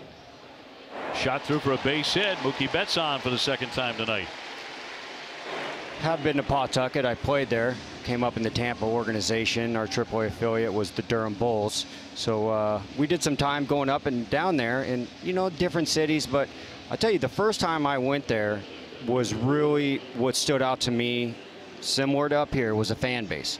I'm sure you have some Pawtucket fans that are nipping at the bit and holding signs saying don't go, don't go. That was the first thing that stuck out in my eyes, was just true educated Red Sox fans, of course, but they love their Paw Sox. Yeah, and it's a great family entertainment, perhaps for folks who can't afford to come to Fenway as many times as they would like, would go to Pawtucket. It's great, affordable entertainment, and a great product that they put out on the field. And you get to see the future Red Sox out there. In fact, we blinked and we missed Rafael Devers, who came flying through there on his way to Boston. And hit 400. Yes, unbelievable. But I know, Johnny, you had a great experience there that Paw Sox fans probably would rather not remember. Yeah, I did. I guess we should probably bring it up. Back in 2003, the Durham Bulls versus the Paw Sox for the Governor Cup, and we sprayed some champagne in your visiting clubhouse. It happens, but you had to like the experience there. I mean, it's a real family atmosphere. Yeah, like I did. Obviously, you work up the ladder, A-ball, AA, AAA, and, you know, going there, you really got that sense of kind of big league fan base, educated fans, loyal fans, and it's a great show there. 1-2 to count on Brock Holt. Off to an excellent start tonight with a double and a base hit. Paw Sox are such a well-run organization. They're really the envy of the minor leagues. What kind of a year are they having so far? Well, kind of an up and down year, Dave. You know, they have gone on a streak where they've had 8 wins and then 6 losses, and I think it could probably be attributed to the fact that they've been sending a lot of guys north, and bringing some guys in from Portland. I think the figure is 20 days since the All-Star break, they have had 44 roster moves. Wow. So, you know, tough to have any kind of consistency when you've got that type of movement.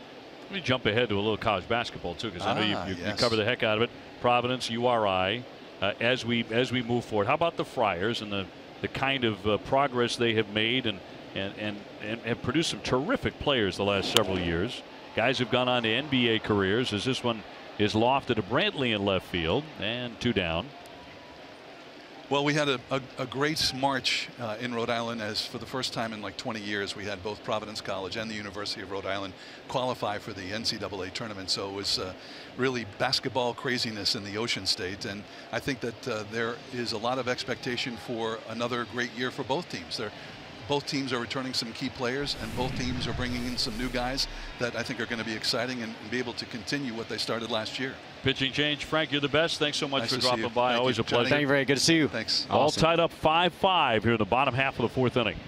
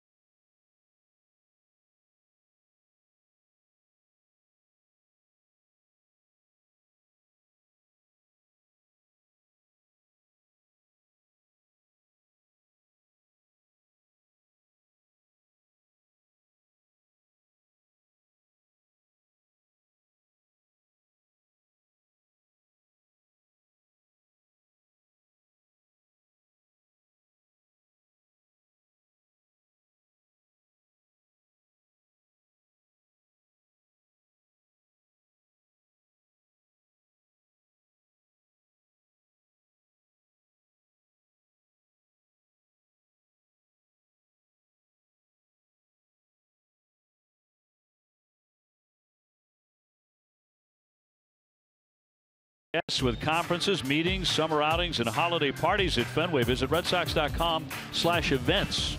Call 617-226-6791 for more information.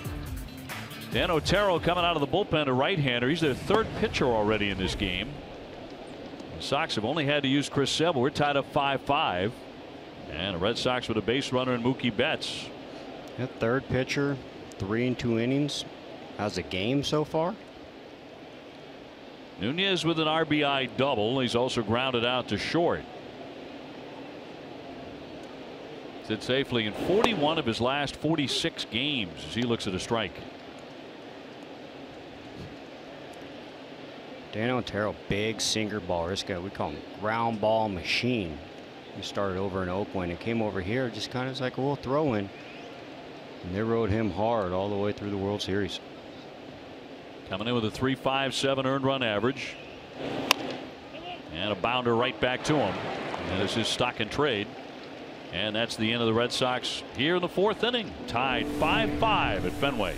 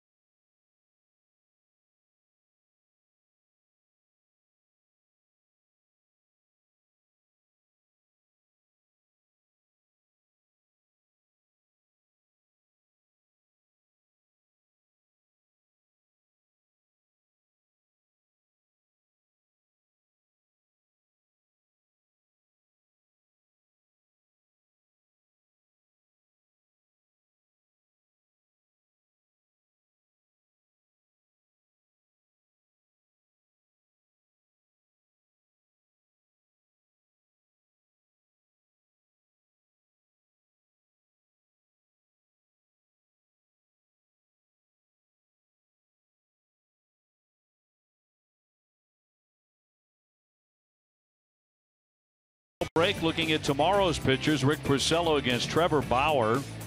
Bauer's last 2 starts, he's been tough, but look at the last 6 against Cleveland for Rick Porcello, a 1.69 earned run average. About the opposite of Sale. Now, Sale has had a history in recent starts of getting knocked around a little bit by the Indians, and that has held tonight, at least early in the game, but he settled down the last couple of innings and looked more like Chris Sale.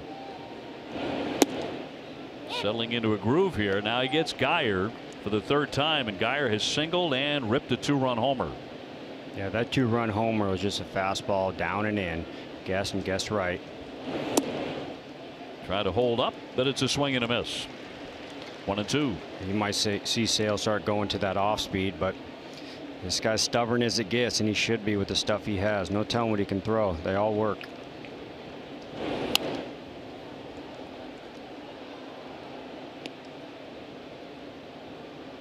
Chris with 5 Ks in the book so far tonight. We're going to put Geyer away for the first time here in the 5th.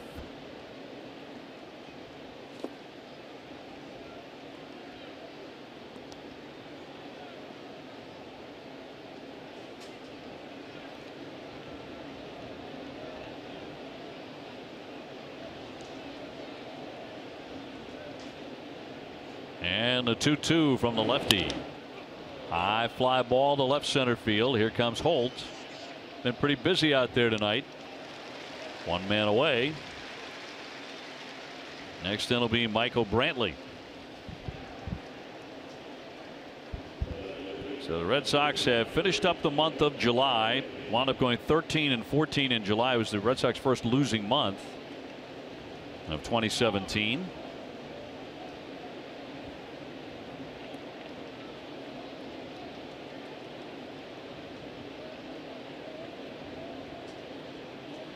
Yankees still trailing 4-2 to Detroit in the 6th inning. And strike 1 on Brantley. Yeah, I'll tell you the thing. It's kind of like if you hear that da-na-na-na, kind of the old Jaws music. Everyone knows, and that Jaws music right now would be Andrew Miller down in the bullpen, who's kind of been giving everyone a headache. And he's probably not going to come in, behind in the game. So Sale knows, bear down, don't let him get that run. When the Sox come into the dugout, bear down, play small ball, do what you can. But that guy's on another level right now.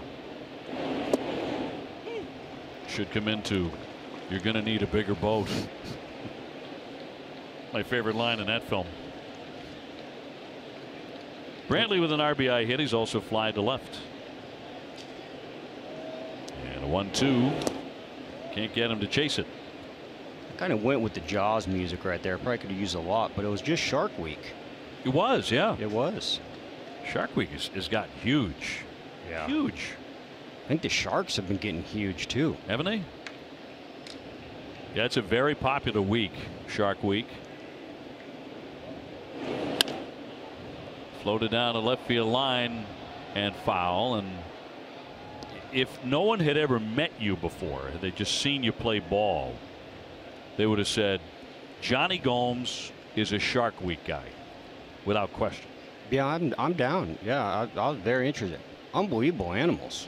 They used to hang out with the dinosaurs, right? Yeah, for all we know, they can live for hundreds of years, I think. Backhanded by Moreland, and he'll retire Brantley. 2 up and 2 down. Choose nothing but the best for your cookouts. Pick up select KM and Coca-Cola products today and get a free package of hot dog buns too. It's summer. Let's grill KM. Now the dangerous Ramirez. Surprised everybody in the 1st inning after a string of 3 consecutive base hits off of Chris Sale to begin the night for the Indians by dropping down a bunt. Yeah, he surprised me too. Like I was saying, I really don't think that came from the dugout. 320 hitter with 18 home runs, the cleanup man, and yet bunting. Cleanup man, yeah, button, but I think it just shows the respect to Chris Sale. Majority of the time when you face this guy, you're battling for 1 run. He lines this one headed for the wall, about midway up, right back down to Brock Holt. He bobbles that, heading into second base. Ramirez, he slides in. His 2nd hit tonight. Bet he wishes he would have took that bunt back. That's more like him.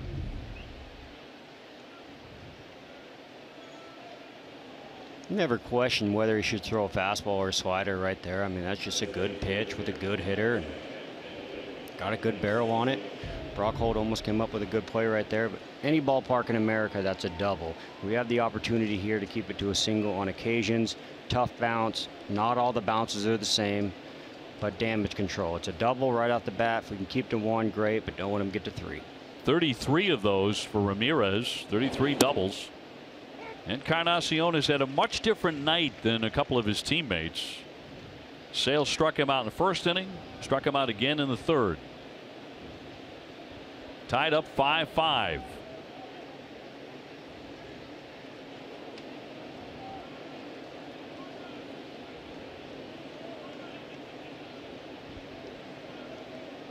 Oh, 1. Just a bit high at 93. Santana would hit next for Cleveland.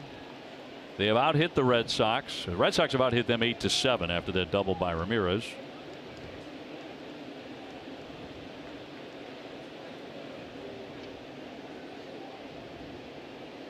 And a 1-1 pitch.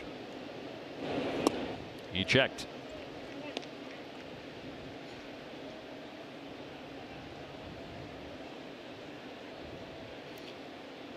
First 2 at bats was going hard in, then hard down and out, and then hard up. Got him there, and then he's showcasing a couple sliders here.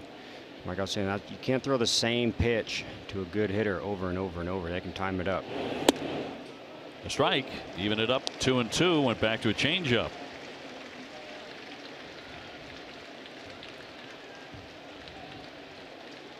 Pitch count may be a factor for the Red Sox ace tonight. He's up to 89. And it's the 5th inning.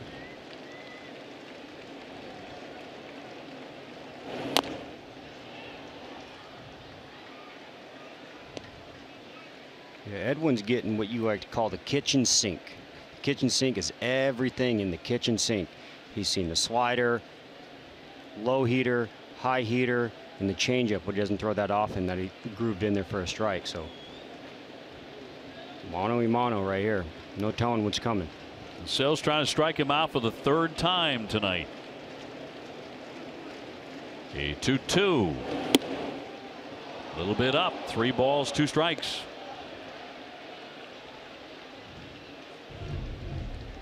This is the pitch he's been swinging at all night. So good location. Edwin made the adjustment right there, but he's got one more pitch right here. We'll see what he does. Ramirez leading off second. 2 down. Got a piece of that to stay alive. 3-2 changeup for a strike.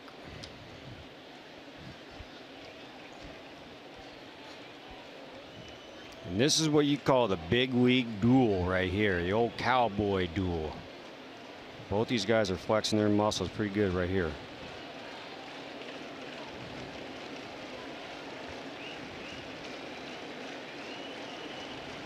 Payoff pitch. High fly ball into left field deep. Sailing, gone. Encarnacion wins that fight. His 22nd home run of the season, a 2-run shot, and the Indians are back in front.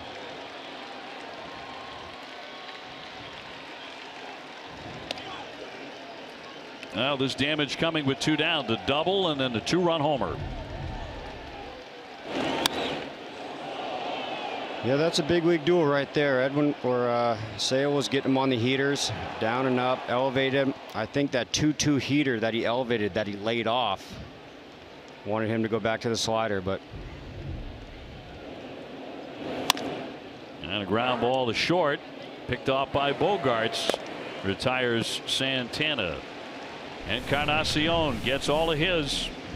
It's the most runs that Chris Sale has allowed this year. 7-5 Cleveland. Time now to turn it over to Casey and Emerson for the mid-5th studio show.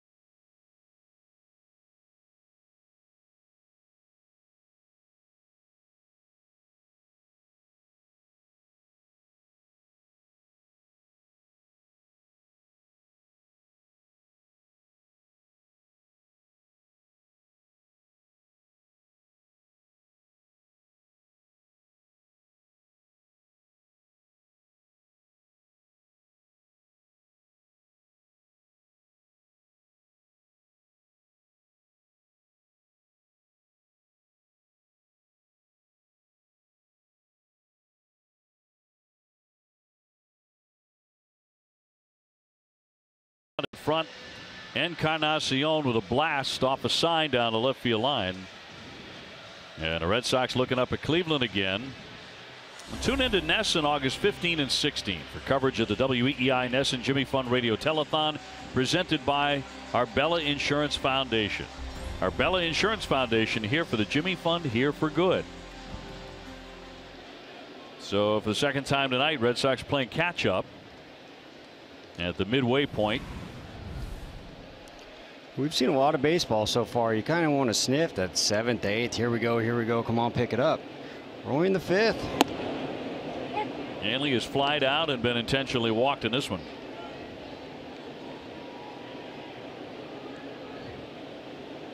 He'll be followed by Jackie Bradley and then Rafael Devers. Red Sox have gotten into the bullpen. There's a high fly right center, hit well. Jackson back, triangle, he's there, leaps, he goes over. He went over and he holds onto the baseball. Jackson, isn't that a homer? With an amazing play, and he held on. He made the catch.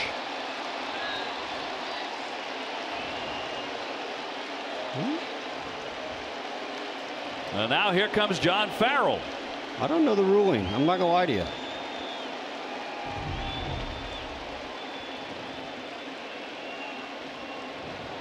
Catch and hung up on the rail, and into the bullpen he goes.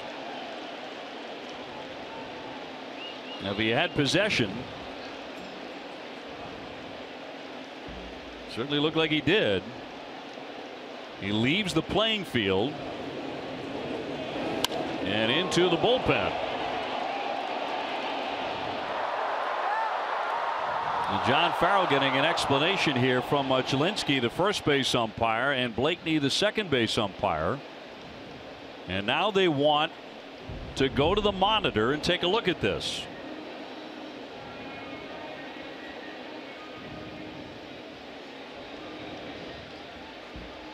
I've never seen that.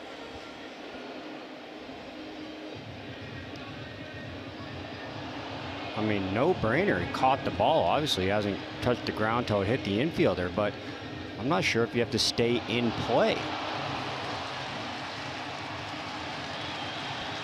You know, this could possibly be, I mean, I say it's a home run. I mean, a catch on this. I should say it's a catch on this, and that's a heck of a play by Jackson.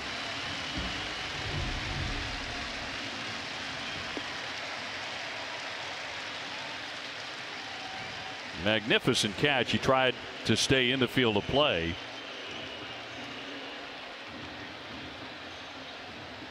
And held on to it. Highway robbery there of Hanley Ramirez. So Jackie Bradley now 0 for 2 with a couple of strikeouts. Imagine we're going to see that catch heads up with Jackie's catch pretty often. Look who's up.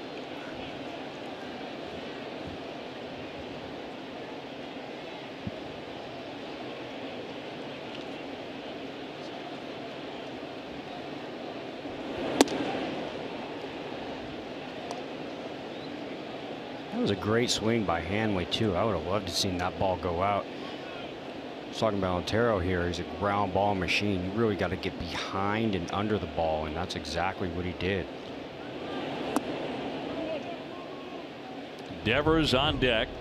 I've been talking about Hanley too. I'd love to see him elevate the ball, and you could see the focus right there, knowing that he's a ground ball machine. This pitcher really getting under it and getting behind it. I would have loved to see him get rewarded for that swing. High chop to third. Urshela up and over. Low throw, but a nice dig by Santana to retire Jackie Bradley, and they're 2 away. So Devers will be next. A walk and a single so far tonight. He has not been retired.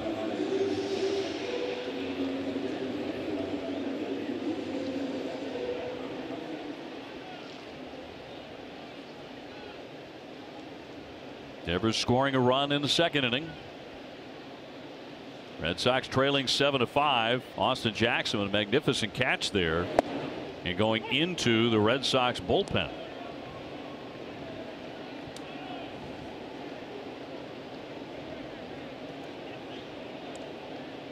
And that ball was gone, but he leaped up and made a great play on it. Down and away for a ball, 1-1.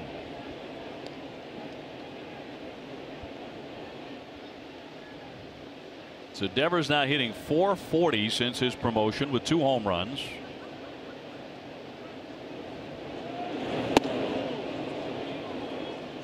Two down and the base is empty here for the Red Sox. Detroit leading the Yankees, by the way, 4-2 in the 7th. Another at bat where he's really showcasing his eye too. He's making these pitchers come right at him, and Carrasco didn't want to. His first at bat gave him the walk.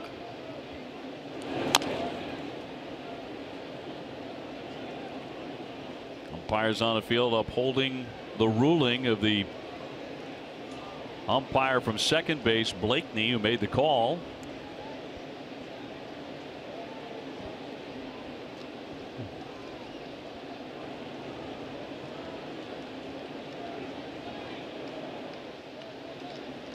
And a 2-2. Fouled out of play.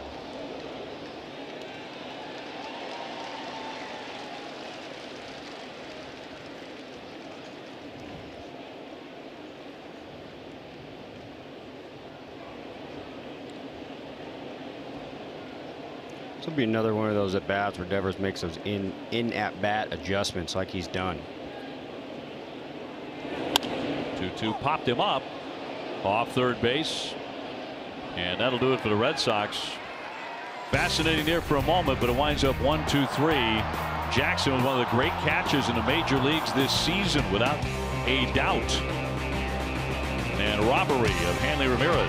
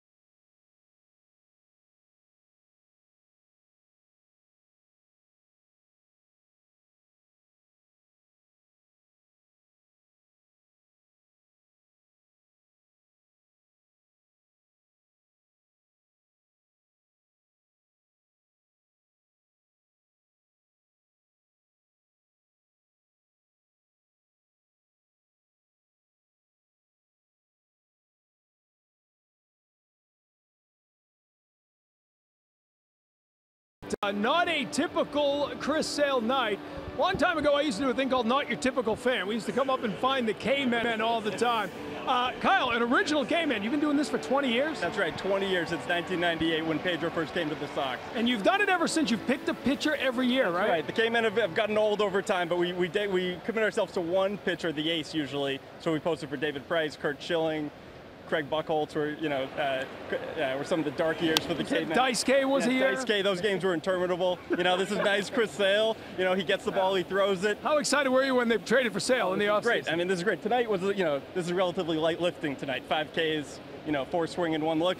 But when, this is like the renaissance for the K-men right now. Doing things that haven't been done since Pedro Martinez was here and the K-men got started. Sorry your night's over, guys. Great job. Thanks, Tom. OB, Johnny, back to you. TC and the K-men, I love their work in the 70s. That one down the line, and Mookie Betts will pick it up near the pesky pole, but Austin Jackson, who just made a sensational catch, has himself a double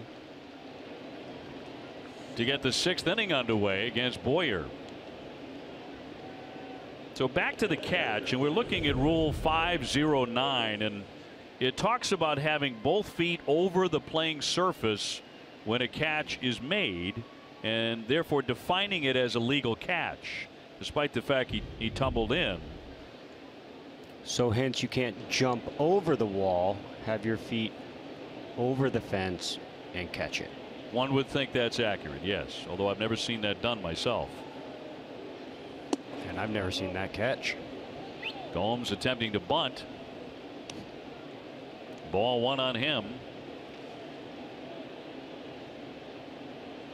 And Blaine Boyer coming out of the bullpen. On in relief of Chris Sale. With the first 5, gives up 7 runs on 8 hits. And a pair of home runs tonight. Geyer got 1, Encarnacion got 1. So a rare off night for the Red Sox ace, who has been unbelievable this season, but tonight the Indians gave him some trouble.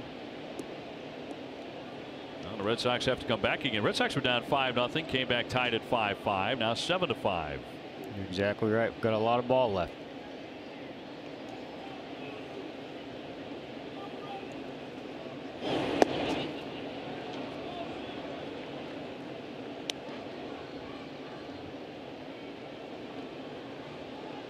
Reading a little bit deeper into the rule now.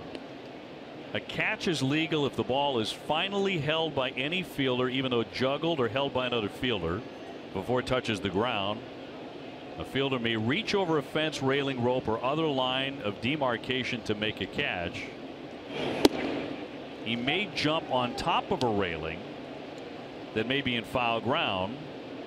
No interference should be allowed when a fielder reaches over a fence, railing, or rope, or into a stand to catch a ball. He does so at his own risk. So just a little deeper into the rule, a little more clarification there. Yeah, I did need it. So by the account of the rule, in this ball 4, it looks like the umpires got the call right. They did. And that's a legal catch. Get expert emergency care without leaving the ballpark at the Beth Israel Deaconess Medical Center First Aid Station, located behind Section 12 on the lower concourse. Beth Israel Deaconess Medical Center is the official hospital of the Boston Red Sox. And here comes Carl Willis after the walk, and Abad now gets going in the bullpen.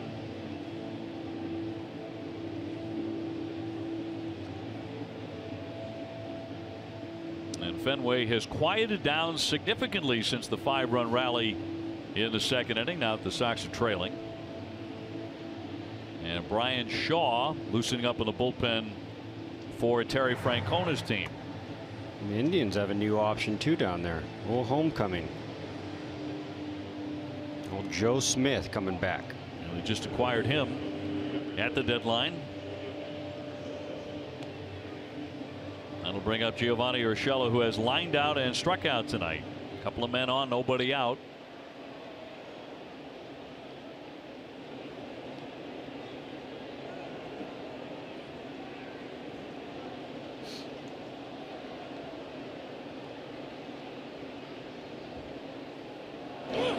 And he bunts it. He drops it down. Right-hander will throw on to third, but not in time. Will not get him. Devers was backpedaling there, but Red Sox cannot execute an out, and the bases are going to be loaded up here with nobody out. Yeah, that situation, that was a perfect bunt. Anytime you get a bunt on the third base line with runners on first and second or second, and you're going to have to turn like this, you know it's going to be a bang bang play. Sometimes you just gather yourself, get an out, throw it to first. And the captain of that play right there would be the catcher, and I'm sure a lot of them were yelling first, seeing Devers run in, but just unfortunate. Sometimes that happens. So it'll send up Lindor. He could do some real damage here. No place to put him. Nobody out. And a man at every base for the Indians. As Cleveland leads it 7-5.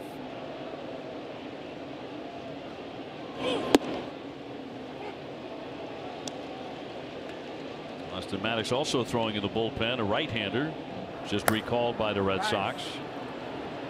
There's another element to that catch, and I think we touched on it when he made the play, which is firm and secure control and complete control throughout the catch of the baseball. And I think it's very obvious that Jackson had that.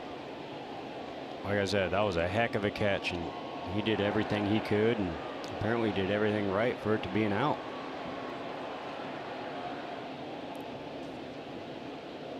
So you think back to the American League Championship Series Game 2 against the Tigers, and the team you were on that won that series and went on to win the World Series. If the catch is made in right field by Torrey Hunter on the grand slam, you know, he just about killed himself going for it, but had he made the play, held on to it, had control, and gone into the bullpen, that's a catch.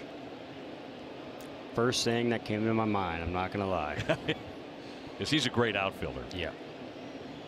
And when he took off, he just missed it too. 0-2, a little blooper into left field. Charging in Brockholt. Runner back to tag at third. He makes the catch and no advance. And that's a big first out. Real big first out. Really opens up the double play coming up here. Bases loaded, obviously double play any base. Home to first, third to first. The routine 6-4-3. You pick it. Let's try and get 2. That'll bring up Brandon Guyer, and he's been a pain tonight. A single and a 2-run homer. He's also flying out to left. 7-5 Indians.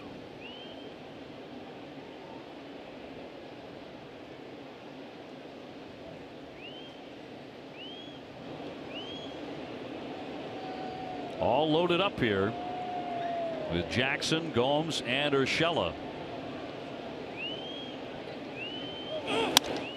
Ground ball, maybe 2. Bogart's got one there. He turned the double play. That could have been a disaster. Boyer gets out of that without a run being scored. 7-5 Cleveland.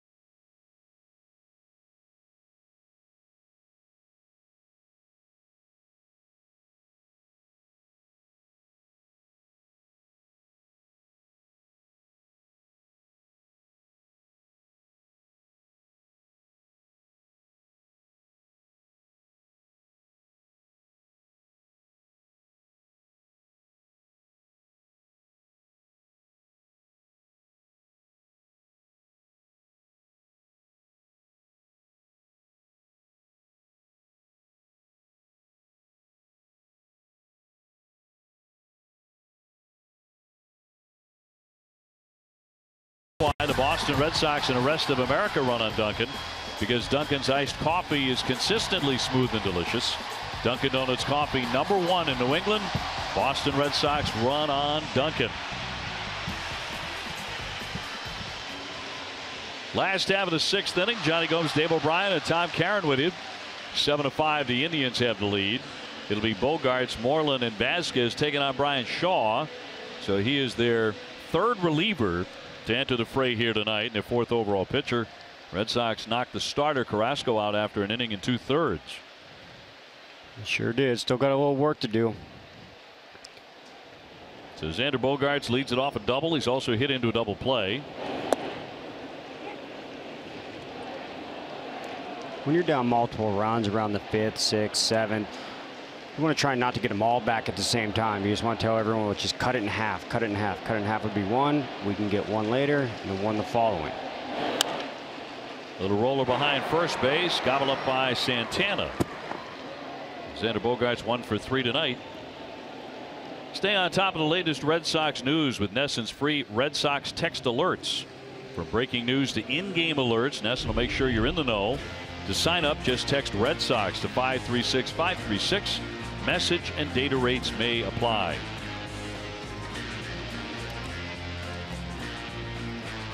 One gone for Moreland, who's belted that 3-run homer and struck out.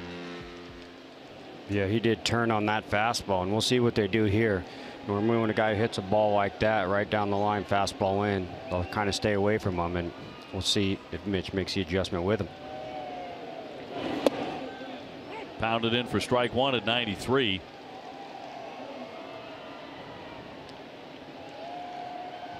The Red Sox have come from behind once in this one, and now forced to do it again.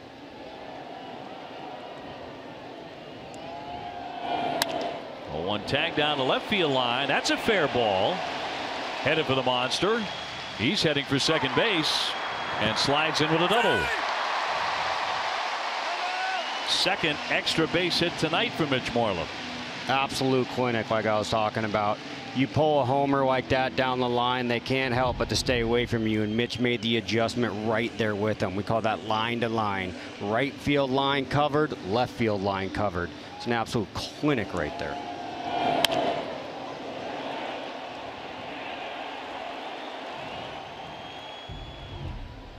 He's on with 1 down in the last half of the 6th inning.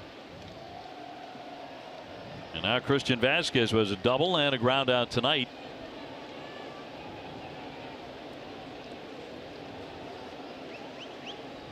Mookie Betts will follow him.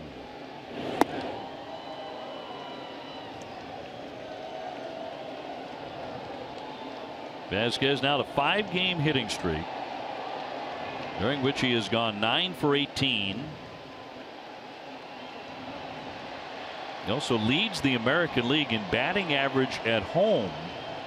Minimum of 50 at bats. He's sitting about 380.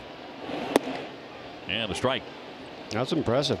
And he's already set career highs in doubles, hits, and stolen bases just this first half of the season for his whole career.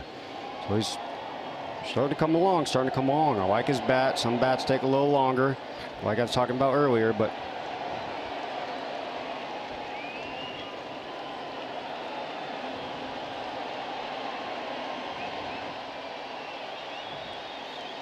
you saw that first pitch kind of wipe out, slider away. Second pitch down the middle, you can tell he's trying to get it away. Vasquez can do a great job of not doing too much, kind of shoot the ball to right field, and I think he can do that on a slider if he sees it. 1-1 into the dirt. That was good, and there's that slider I'm talking about. So you can tell, obviously, that's what Shaw's going with right here. 2-1, is he going to change his eye level? We'll see, but I still like Vasquez going the other way on a slider.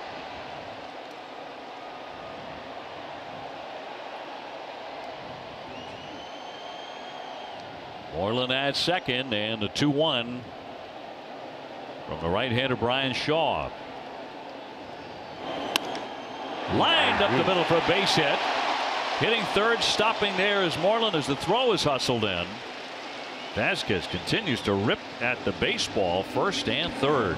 He sure does, and I see him working on that swing in batting practice all the time. And that hit right there would hit the pitcher's net, called the BP net, where the BP thrower is hiding behind his net. And it's not that cool to look at in batting practice because it's going to hit the net, so it's going to go about 40-50 feet, but that's going to parlay right into this swing in the game.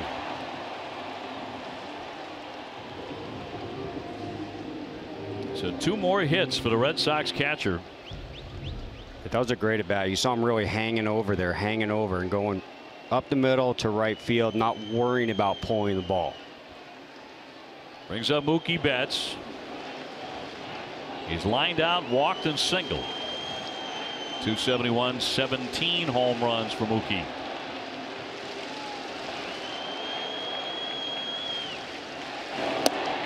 He'll take a ball. Yeah, Shaw's been living on that outer half right there. Now the brutally tough left-hander Andrew Miller getting going in their bullpen. In the 6th inning, too. The American League has seen that before. That's a strike. Terry Francona believes the game is on the line much earlier than the 8th of the 9th. He'll bring Miller in at any time. Yeah, you can't prove him wrong. He rode that all the way to the World Series.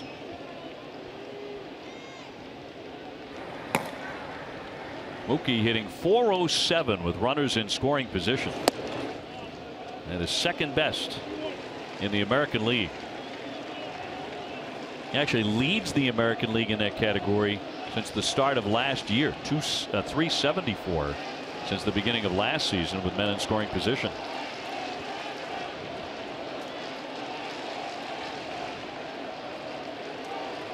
Shaw with a 2-1. Little trickler. Urshela charging, throws it, safe, and the run is in. RBI single from Mookie Betts, and the Red Sox are down by 1.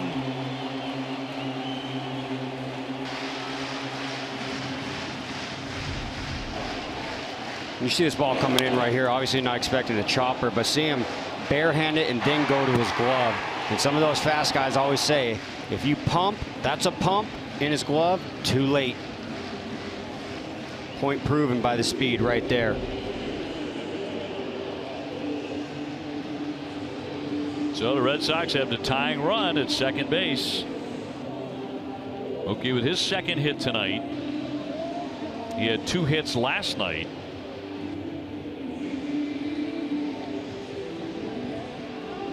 And a meeting on the hill with Brock Holt, the batter. Brock with 2 hits tonight, a double and a single. There have been 20 hits combined in this contest. And Terry Francona heading for the hill.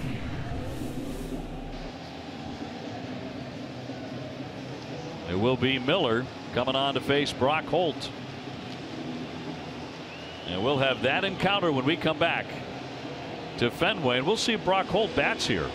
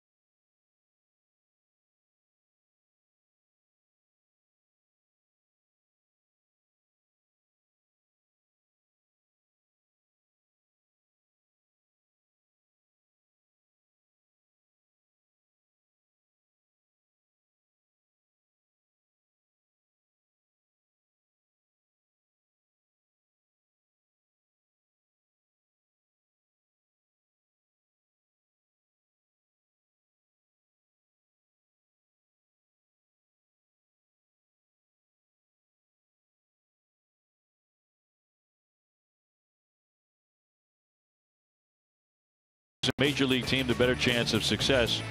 Great starters or a great bullpen? Which way did you go on this one? And great starters, 72%.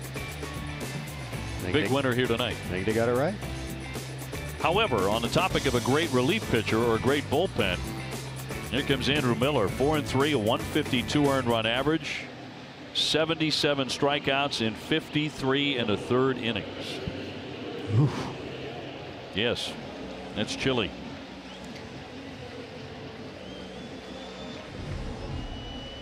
And Mookie's hit right here. We're going to watch Mitch Moreland go on contact. You can see right at the swing he's running home. That's called a contact play. The other play would be hold your ground and wait till the ball goes through the infield. If they're wanting to see it through, Mitch never would have scored. But that's what the Sox are doing right now, applying pressure, and that's called a contact play. Right when the ball hits the bat, contact, just run home.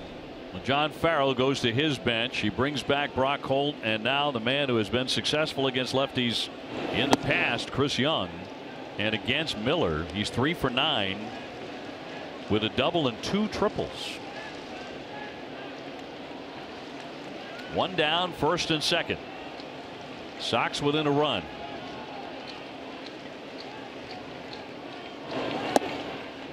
That's in there for a strike. Yeah, obviously a tough draw here for CY, but this is his role. This is his role. And the lefties coming out of the bullpen these days, and the lefty starters, they're tough. There's not too many average lefties in the game. If you're a lefty in the game, man, you're good. And this is one of the best. That one ran in and hit him. And the bases are loaded. A little too much on that slider. A little too much. And that fills up the bases with 1 down. Oof. He may have gotten both feet. Yeah. Definitely the back one. A lot of bones down there in that foot. It does not feel good.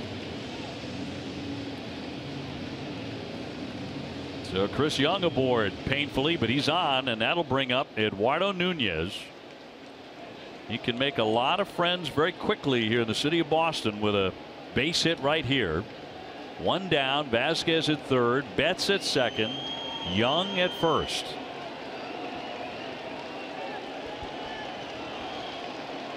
And an RBI double in the 2nd inning.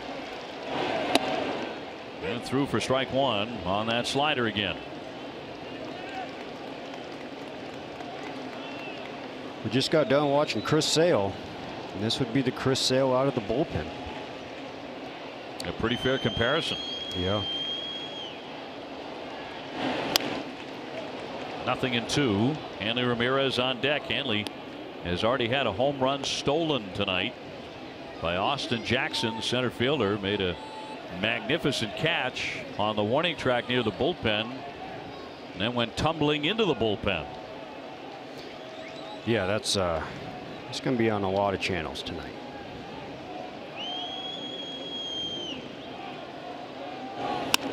High fly ball left field. Back she goes. Brantley at the wall, and it's off the monster. Vasquez in. Betts is in. Here comes Young. Throw home. He scores. Down to 3rd. The tag. He's safe. That's unbelievable. Go get you a Noonie jersey. Hurry up. That was off of Mr. Miller. Yes, it was. My fault for calling him Jaws. We have the Jaws Hunter, the Jaws Fisher.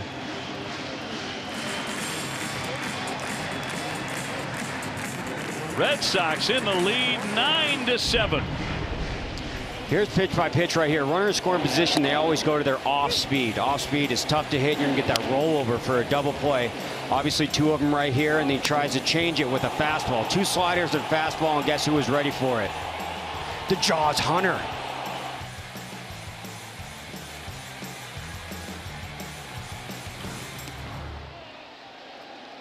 A bases clearing double, and he takes 3rd on the throw in, and the Red Sox have turned it around and now lead it 9-7.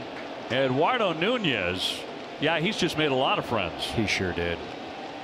Hanley Ramirez with the infield in, ground ball coming home. Nunez the throw and the tag. He's going to be out at home plate, and Hanley becomes the runner at first base with 2 down. Red Sox playing contact. Yeah, as you can see right there, contact play. Sometimes it works, sometimes it doesn't. But I like pushing the envelope right here. 1 for 2 tonight on the contact, or would it go through play? And you do want to apply pressure. I mean, you just cleared the bases. You got the lead. You keep applying the pressure. Eduardo Nunez, Mr. Popular. He ought to be. Against one of the great relievers in baseball today, and he takes him off the wall with the bases loaded. Yeah, you can't lose sight of that. I mean, I guess you really can't lose sight of Chris Sale giving up 2 home runs either. Now, Chris Sale, by the way, is off the hook. He is off the hook. No decision. Red Sox have owed him some runs, and they got him tonight. Previous inning, top 6. We're talking bases loaded, no outs. Got out of it with a short fly ball to Brock, and then we got that double play. Always a ground ball away. Man, he is one hot hitter. He came to the Red Sox on fire and has continued to swing it. I guess you got to look a little further too. I mean, you're talking about Devers, and there's a lot of eyes on Devers that are not here, and they went ahead and gave Dombrowski the green light. Dombrowski a lot of respect and trust and believed him. And obviously the scouts that were scouting Nooney went ahead and gave him the green light. Well, he is paying off. That'll be ball 4. So Jackie is aboard. Hanley Ramirez down to second. Joe Smith working in the bullpen for the Indians. Inning began with a Mitch Moreland double. Vasquez with a base hit. Mookie Betts with an infield single to drive in a run. Don't forget about Chris Young getting hit by the pitch to load the bases, and then Nunez off the monster to score 3 runs. They did charge an error on Ramirez on the throw to the plate, by the way. So an error against the Indians, which allowed Nunez to go to third base. 9-7 Boston. And now Devers can add on. Yeah, and you saw with Nooney's at bat too. Runners in scoring position. Here we go again with Hanley in the walk into second, and Devers seeing the 2 sliders. And Miller likes to go to his sliders often with runners in scoring position, similar to Chris Sale's. Really, really hard to hit. And a 1-1 from Miller. There's 3 in a row. Terry Francona was going for the jugular. He's done it before. He's done it multiple times with this relief pitcher, one of the best in the game. But the Red Sox battled back against him and dramatically score 4 times in the inning so far to lead it 9-7.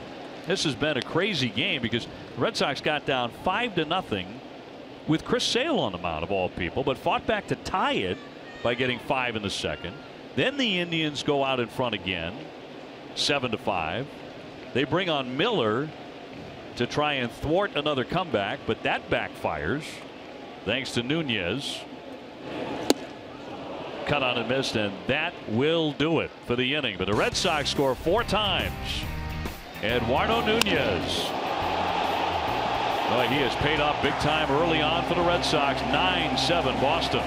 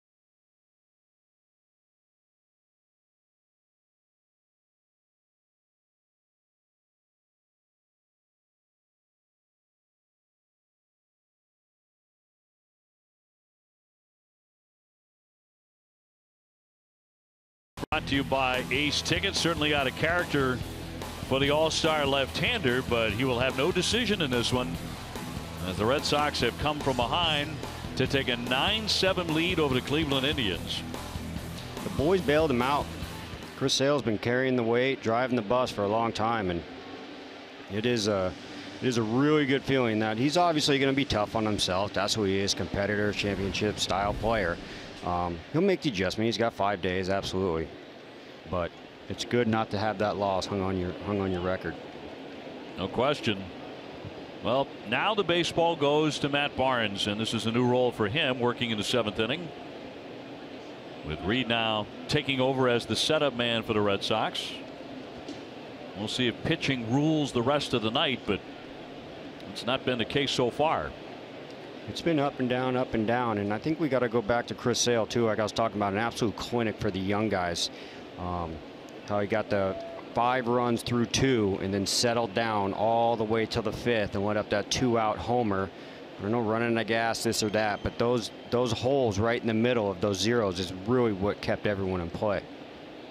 Now, Brantley was something in the eye, so needing a little treatment here from the trainer.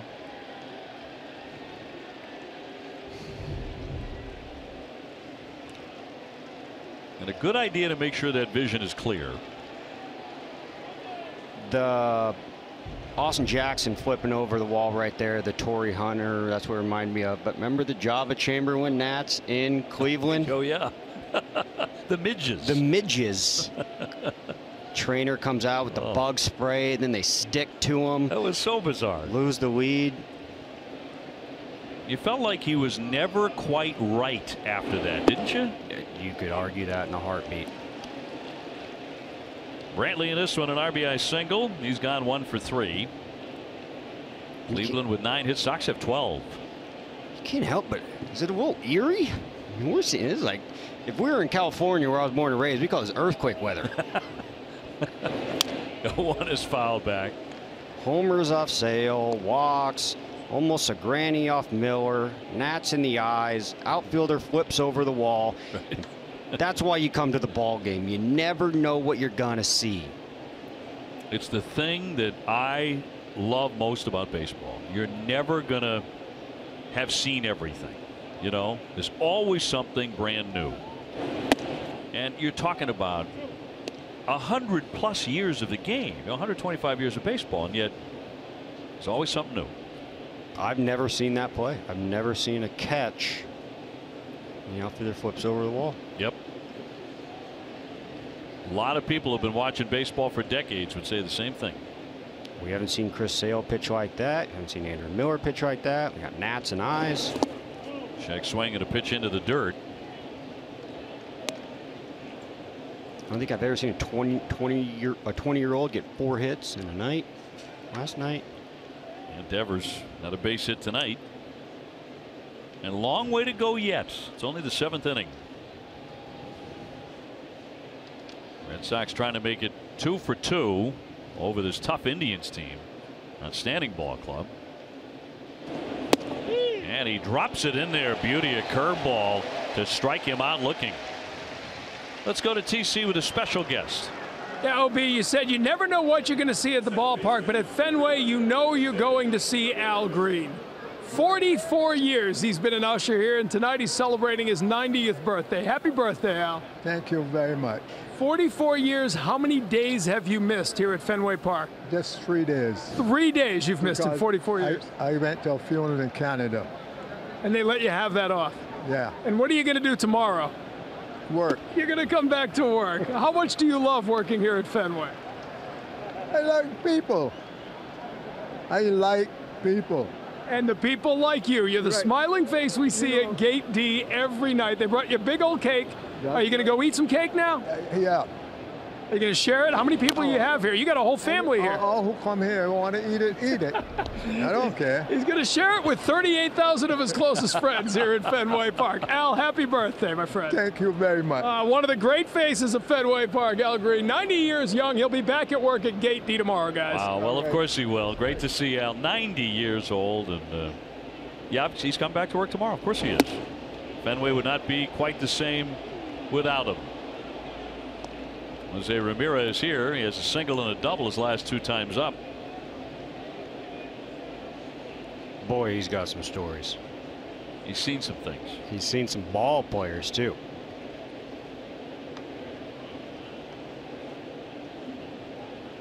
The 1-2. Tried to hold up. That's a swing and a miss. And he got him again with a curveball. Back-to-back Ks by Barnes. 2 strikeouts. Neighborhood Health Plan is proud to sponsor Red Sox Foundation's RBI program, transforming the lives of inner city kids through baseball, promoting health and wellness because neighborhood values what you value. And Barnes very sharp against first 2 men. Mr. Reed chomping at the bit to get in. And we may see him make his Red Sox debut here tonight. Just over from the New York Mets. And if we do, from what I've seen, I think people are going to be very, very happy. Obviously, National League Mets. Maybe you ran into him when he was with the White Sox, but he really kicked it into another gear heading up there to the Mets. Might have found something, and you're going to see a really, really live arm. Encarnacion belted a home run his last trip. Dribbles this one back for Barnes, who zips through the inning. Matt Barnes bouncing back very nicely with a 1-2-3, dominating stuff there.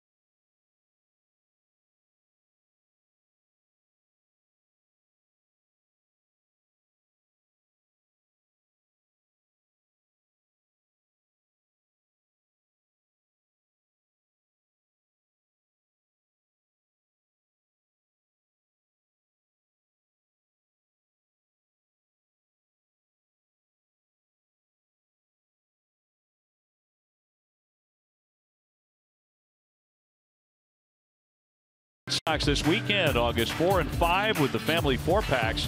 You get 4 tickets, 4 Fenway Franks, 4 fountain sodas with the 4 ball game tickets. That's courtesy of Aramark. For tickets and more information, visit redsox.com/family 4-packs. That is a great deal. Yeah, you can book on 4 runs too. Addison Reed throwing in the bullpen, so Red Sox mean to get him in the game for the 8th inning as the bridge to Craig Kimbrell. And the new acquisition for Cleveland, Joe Smith, now into the ball game.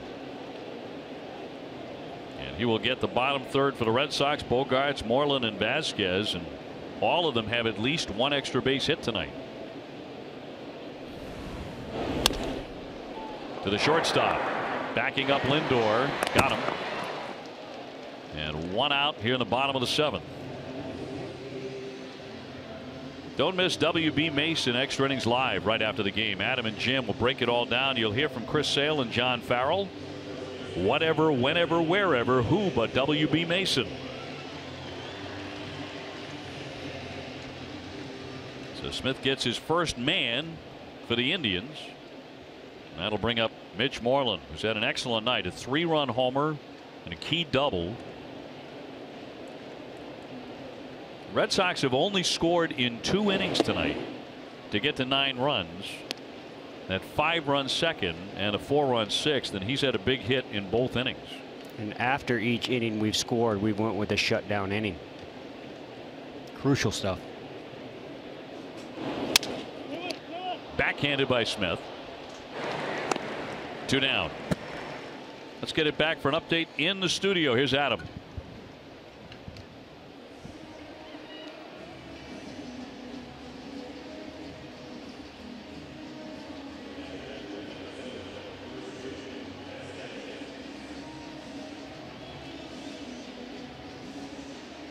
Wow, that is, oh, look at that pitch of some concern there. They're having a great year in Washington, but cannot afford to lose him.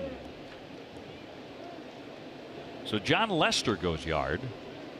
Didn't he also get his 2,000th strikeout? He also got his 2,000th strikeout tonight, so congratulations to John Lester. Indeed.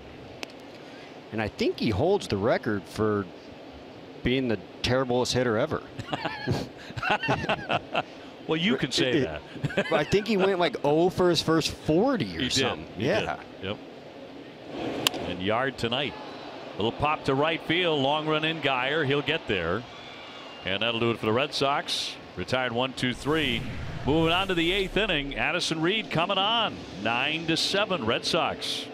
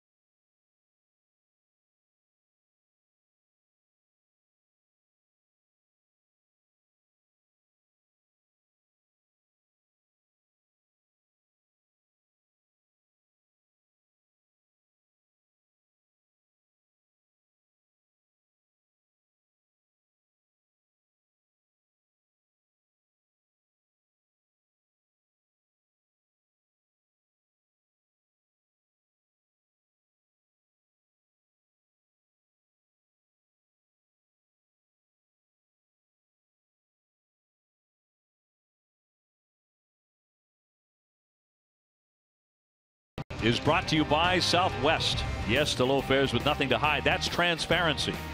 Ford Trucks, built Ford tough. The official truck of the Boston Red Sox. Digital Federal Credit Union. See what DCU can save you. And by your New England Audi dealers in the all-new 2018 Audi Q5. Into the late innings on a beautiful night at Fenway. 9-7. The Sox have the lead on the Cleveland Indians. A lot of wild stuff in this one, but now comes the Red Sox debut of the right-hander Addison Reed, just acquired from the Mets at the deadline. In 48 games with New York, 19 saves, a 2.57 ERA. Different role for him with the Red Sox, but Johnny, what are we going to see? Yeah, different role, of course, but I think he does have an eye on what the team has the eye on, and there's no eye in team, hence with that. But you're going to see a power arm. You're going to see a 3/4, or no, he's going to throw around his body. It's a real irky-jerky. I can't really explain it, but it's a power arm, and it's real downhill. He can sink it with a washout slider, and timing's perfect because he's hot right now. Facing off against Santana.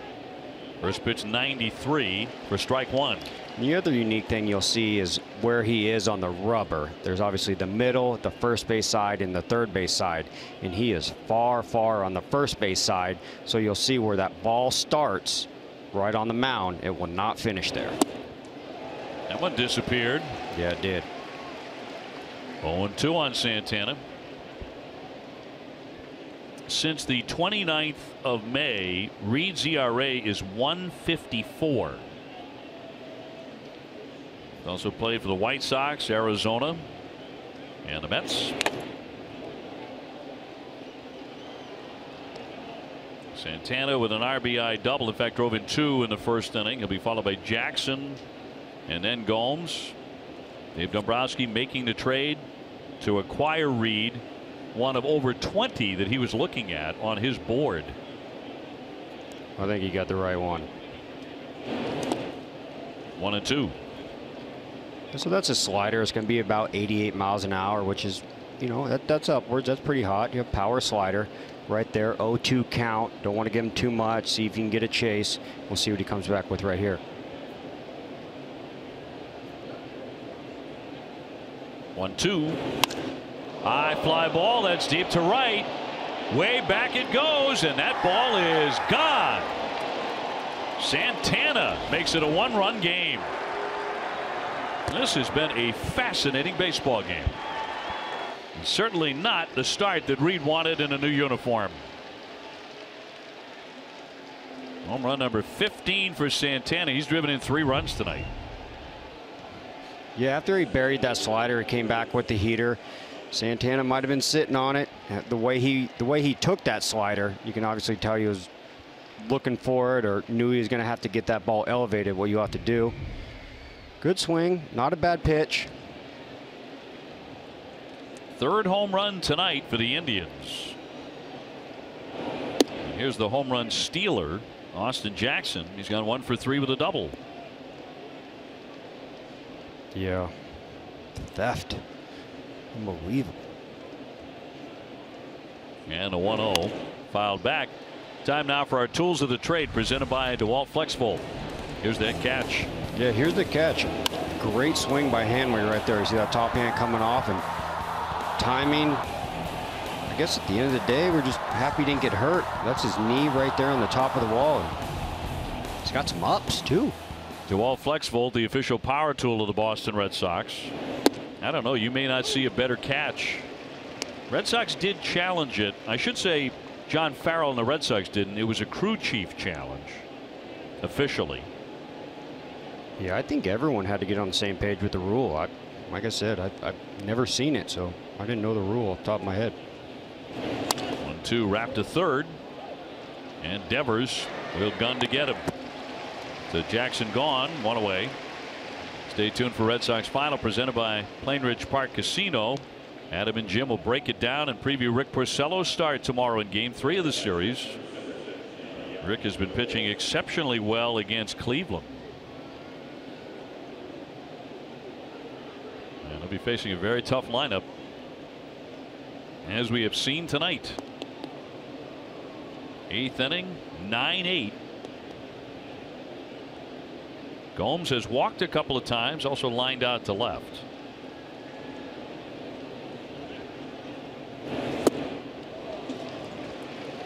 There's that slider right there. You can see with his toe right on the first base side of the rubber. And you'll watch, when you start watching pitchers, everyone's unique. Some are in the middle, some are on the left, and it's just your personal preference.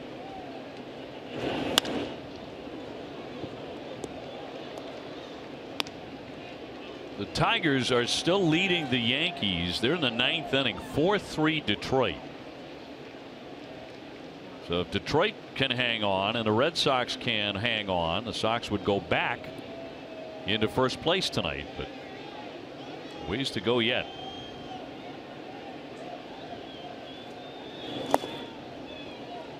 One and 2 on Gomes.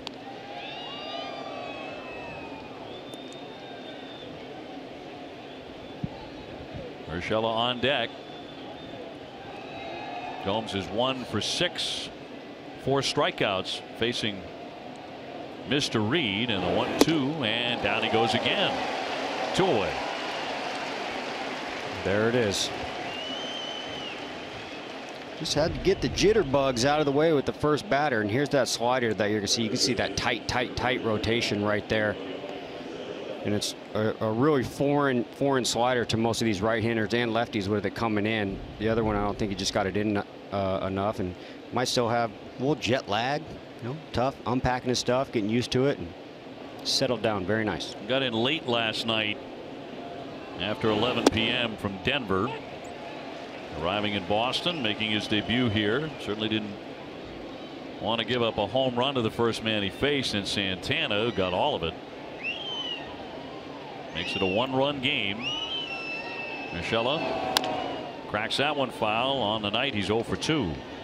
I was talking to him today, just catching up this and that, and I said, there's not too many flights you can take where you gain 14 games in the race, coming from New York to here, obviously with the record, gaining 14 and a half wins. So he'll take that flight any day. 0-2 liner and caught by Nunez to retire the side. This one tightens up, heading off to the last half of the 8th inning as the top of the order for the Red Sox in a 1-run contest.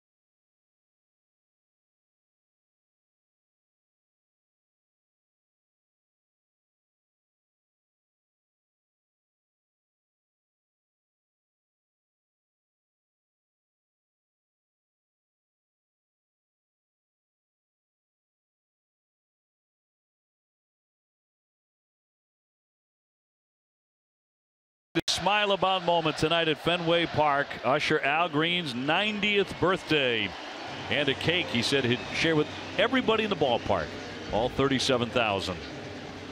And right back to work tomorrow, he said. Yep, I'm ready for a slice. The bottom of the 8th coming up. Sox with a 9-8 lead. Would love a little breathing room for Kimbrel, who's now beginning to throw in the bullpen. Mookie Betts, 2 hits tonight and a big RBI infield single in the 6th inning. He's also scored 2 times. So Mookie's batting average beginning to move up again. Yeah, it's coming. He was talking about how he's being hard on himself. So obviously the work's there, the work ethic is there. Just got to find that swing sometimes. I think this has always been the case with Mookie Betts. He's going to be tougher on himself than anybody else can be. It's a great characteristic. Smith with a 1-1. Chris Young is on deck. Eduardo Nunez to follow. Red Sox have gotten a lot of contributions on the offensive end tonight. None bigger than Nunez, who's driven in 4 runs. Popped him up. Ramirez out, coming in Jackson, and Ramirez, the second baseman, puts it away. Tonight, after Red Sox coverage on NESN Sports Today, we'll save you time and get you up to speed on all the news in sports. NESN Sports Today, presented by People's United Bank. See what know-how can do. We'll also have the latest on Pat's training camp. To check on Julian Edelman. Your man. My man. He's going to give you a couple of those red gloves. Yes. Signed, sealed, and delivered. I'm so excited. You're like a kid in a candy store when it comes to memorabilia. I am. And it's going to be everything in my power to want to put them on or not put them on. What do I do? Memorabilia, put them.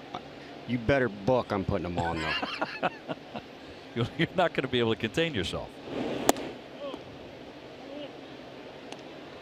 Now, one day, will you do us a favor? Just take the cell phone and do a sweep of your memorabilia room. Yeah. So we can air it here on NESN. Yeah. Give us a look inside the memorabilia cave. Yeah. And that'd be great for our viewers. Yeah. You were talking last night about a 1942 signed Ted Williams bat. True story. Which I would love to see. Chris Young stood in the 6th inning, got hit on the foot by a pitch. And that loaded the bases. It was a key play in that inning. Yeah, anytime that happens off Miller, I call it a good at bat. Anytime you can get on.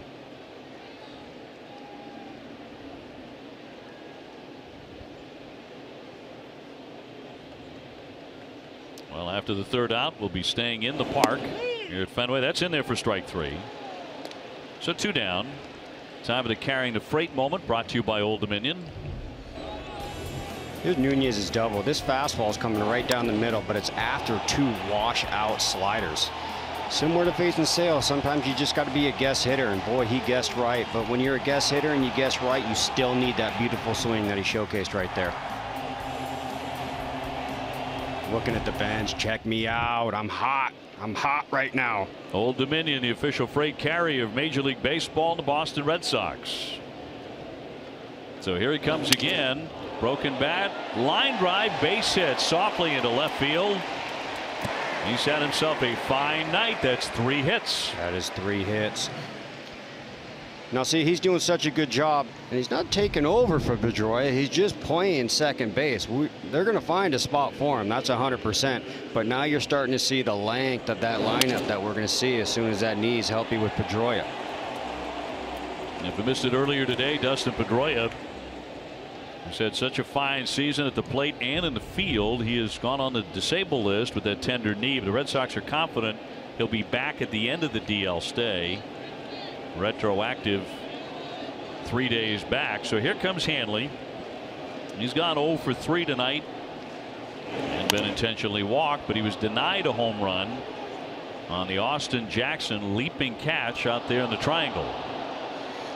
Yeah, I'd like to see him give it another ride and say, catch this one.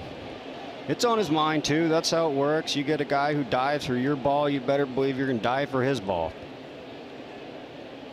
See if he locks it in right here and tries an elevate one.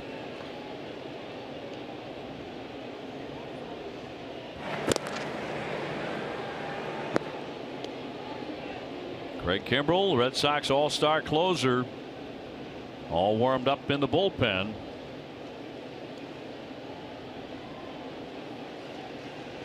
He'll get the top of their order. That'll be Lindor, Geyer, and Brantley in the 9th.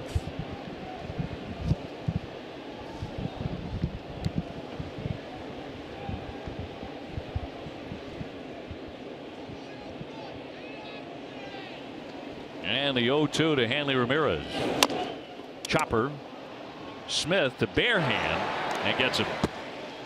That retires the side. We're moving on to the 9th. We're going to stay in the park as Craig Kimbrell makes his entrance. Red Sox leading 9-8. In Chicago, these are their Sox. Yes! And in Boston, these are our Sox. Devers, he hits a bomb. The best way to ruin White Sox is to add in a pack of Red Sox. A home run explosion tonight. In a 4-game series at Fenway, Porcello, Erod, Pomerantz, and Sale lay it all on the line to hang the other Sox out to dry.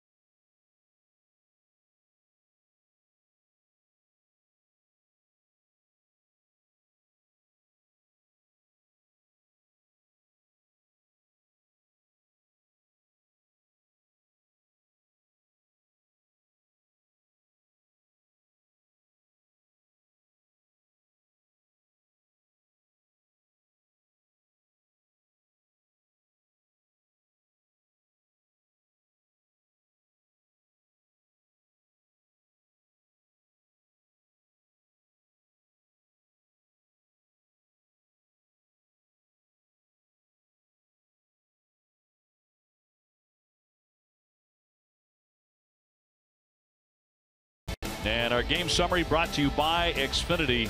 A short night for both starters, two of the best pitchers in the American League. Nobody's been better than Chris Sale. A rare off night for the lefty, but the Red Sox have come from behind a couple of times tonight and have a 1-run lead going to the 9th inning, and now it's time for Craig Kimbrell.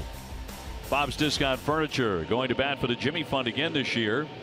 Bob will donate $1,000 to the Jimmy Fund for every game saved. Everybody saves at Bob's, the only choice for untouchable furniture value.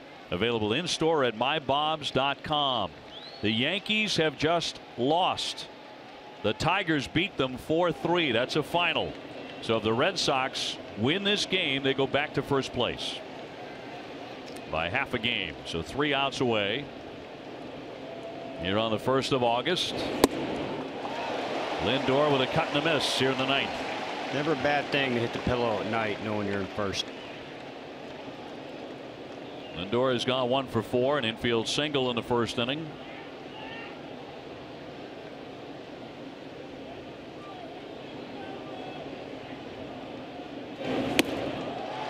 Nothing in 2. Like I was talking about Addison, who is on the extreme side of the first baseline, right on the rubber. Craig is dead center. Doesn't really mean too much, really, but it is in a hitter's report. Obviously, his slider and his fastball are going to, start in different spots, but. High fly ball. This is driven deep to left center field. Racing back Young, and that ball gets out of here. A home run by Lindor, and this game is tied. Craig Kimbrell allowing a home run. 2 home runs in the last 2 innings for the Indians to tie the game at 9. This has been a wild one. This is it. Lindor with his 17th. It's a great pitch, too. That was 99 miles an hour into the monster seats.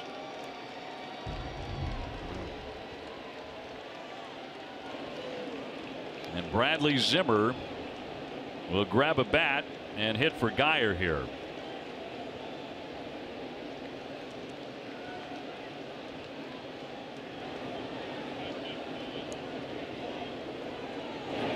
And the first one up high for a ball on Bradley Zimmer, who homered here last night. Yeah, here's his homer swing right here, and it's just another guy in the basket of the youth right here. He actually just got called up, playing a great center field. He can fly. He's also hitting homers too. And when I say youth, I mean youth.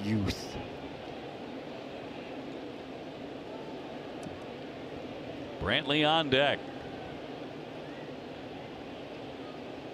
4 home runs tonight for Cleveland. Precisely the game that we predicted. Oh. Is in not even close. No, not even close. And that's why you come to the yard every day. We've had close plays at home that were safe, close plays at home that were outs, base clearing doubles. 2-2. Mitch Moreland goes 3-run homer, diving plays. Not boring.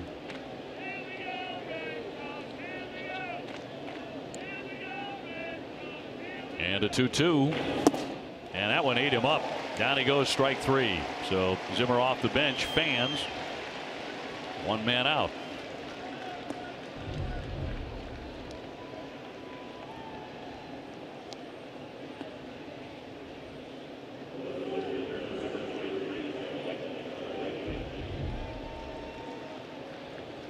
They'll send up Brantley, who's got 1 for 4, a single.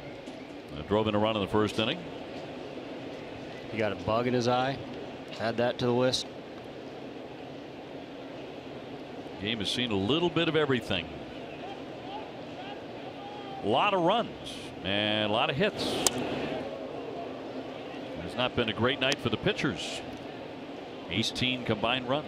We saw a base clearing double with an error on our side. And then on our side, we got out of a bases loaded, no out jam.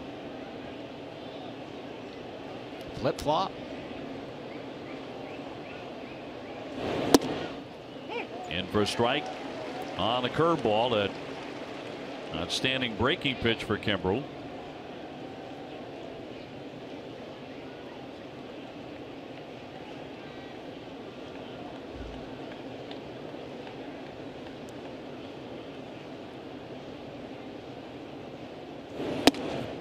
And a fastball across at 99.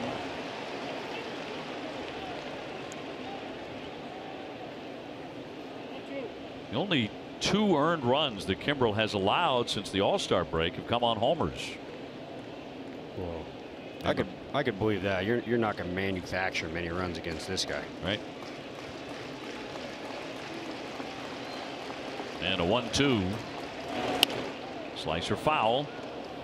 Coming up in the bottom of the 9th, I think the Sox have due up Jackie Bradley, Rafael Devers, and Xander Bogaerts.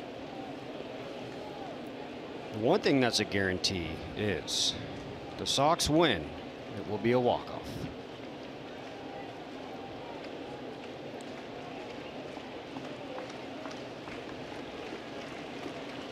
Looking for the K here of Brantley. Instead of a ground ball, tap to Nunez. And that'll be the 2nd out. Sox battling for first place. You don't want to miss a game. Import the NESN Red Sox calendar into your favorite desktop. You'll get automatic updates, game reminders, and more. Visit NESN.com/schedule to import the schedule today.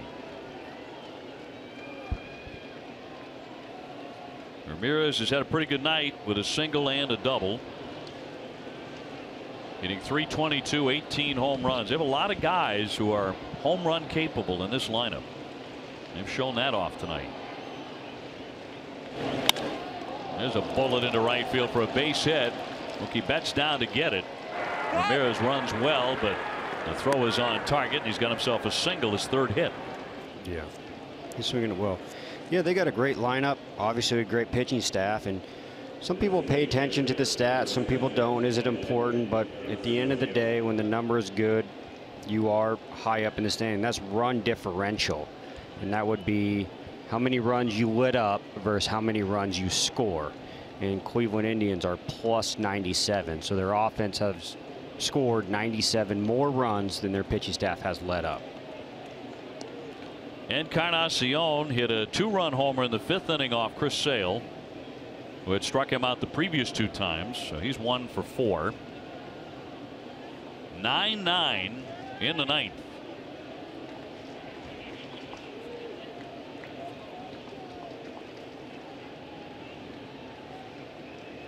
And Santana's come to the on-deck area. Ramirez on at first with 2 away. Dave O'Brien, Johnny Gomes, TC with you. Dennis Eckersley will be at our microphone on Thursday. Johnny back for 1 more tomorrow. That got a wonderful round of applause in the Legends Suite tonight. Well, he came back from Cooperstown. He did, and anyone who sits in the Legends seat should deserve a standing ovation.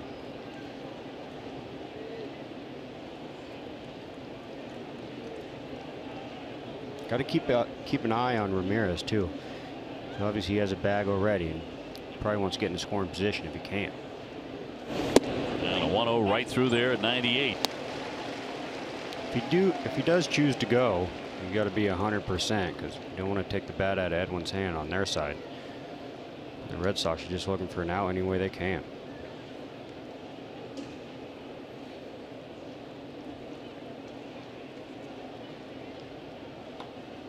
Kimbrel with the 1-1. That's a home run swing and a foul tip. You get the feeling watching Encarnacion, he rarely has anything else on his mind other than taking it out of the ballpark. He has done that 22 times. Yep. Got a couple 40s under his belt too. Yep. With Toronto. Always a dangerous guy. Crowd wants a K.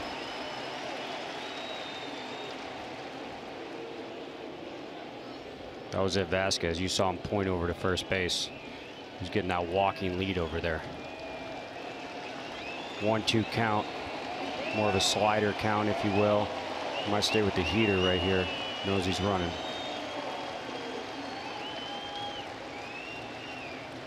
Ramirez holding here, and it's high and tight, 2-2. Yep.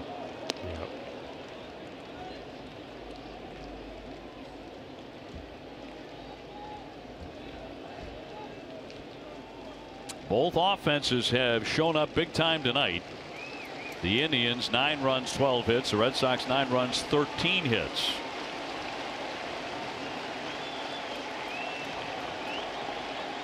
Two to Encarnacion. The other way for a base hit. Ramirez to second. Mookie charging that. It'll be first and second. And another rarity tonight. 3 hits in the inning off of Kimbrel, including a home run. And a righty getting a hit. Rarer still. I mean, right-handers this year coming into this inning had been 8 for 85 against him. Right here, it's rare for the pitching coach to go out there while Craig's on the mound.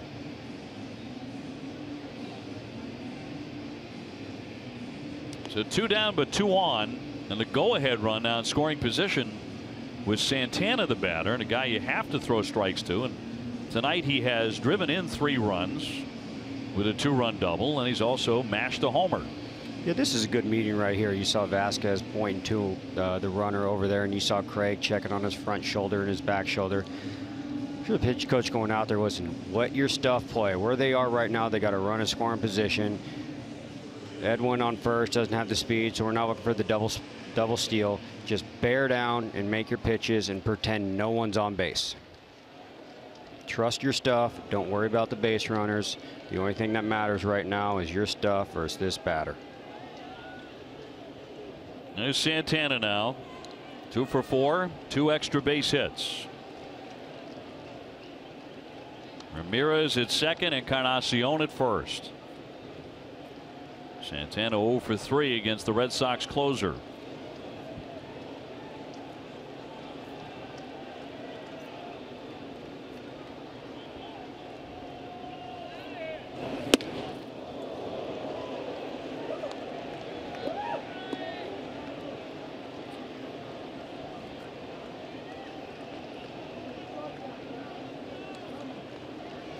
Santana not hitting for a high average, 249, but 15 home runs at number 15 in the 8th inning against Addison Reed. 2-0.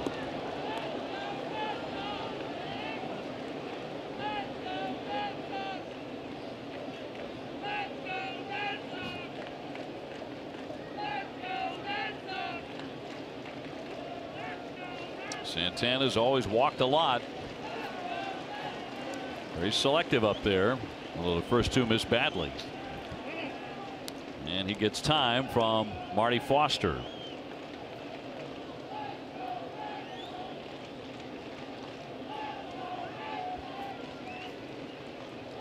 A home run and a pair of singles off of Kimbrel here in the 9th. A 2-0. That'll miss for ball 3. Austin Jackson, the on-deck hitter.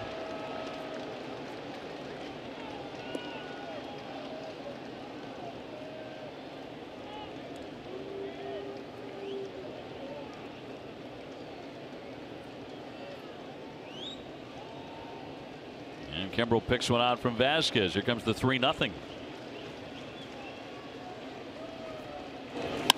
Line shot, but foul into the stands. Green lighted on 3-0, and he jumped all over it. Yeah. When you're down a run on the road, definitely no green light. But when you're tied or got the lead, that's okay.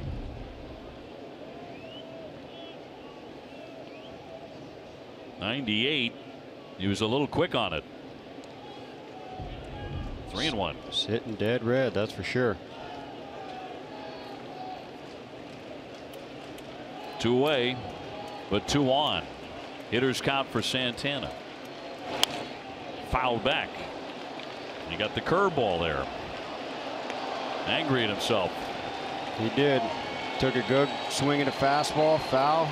Good swing at the curveball, foul. 3-2, 2 outs, top 9, tie ball game. We're going to have runners in motion right here. Quick meeting, getting everyone on the same page. Well, just in case, Austin Maddox also throws very hard, loosening in the bullpen. 24 pitches in this inning for Kimbrel. A strikeout would light this place up. Oof.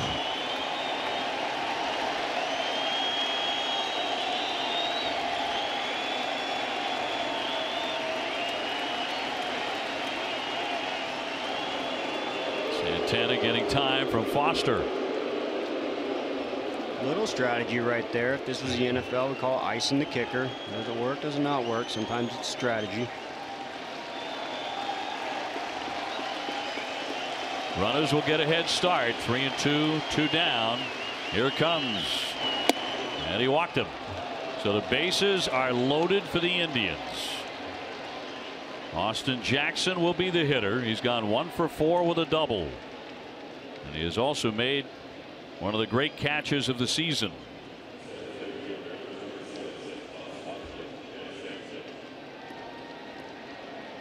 And no place to put him. Francisco Lindor homered to begin the inning and tie the game. Home runs in the last 2 innings for the Cleveland Indians to tie the ball game. You got to be careful with the bloop here. This is, you got to stay off his hands really more the end, and this is a can't really have the defense for it, but the broken bat jam shot, that's where this guy would have his success. So you'll see the outfield come in a little bit, infield go back a little bit for that bloop.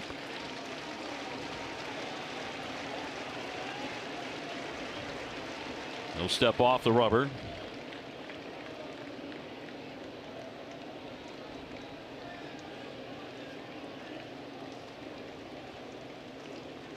Indians with a man at every base, and the 0-1. And he bounced it away from Vasquez. Here comes Ramirez. He is in to score. And Cleveland has the lead 10-9. A breaking ball down into the dirt. And Cleveland is in front again on a wild pitch. Yeah, tough break right there. Anytime you're blocking velocity, you can always take that weird hop.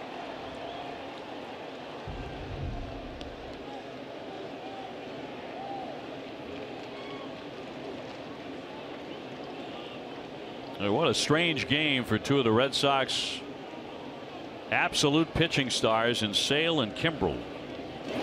And Jackson flares that one into right field, but Mookie Betts is there to retire the side. However, the Indians scored twice, and now Cody Allen coming on for Cleveland. 10-9 the Indians.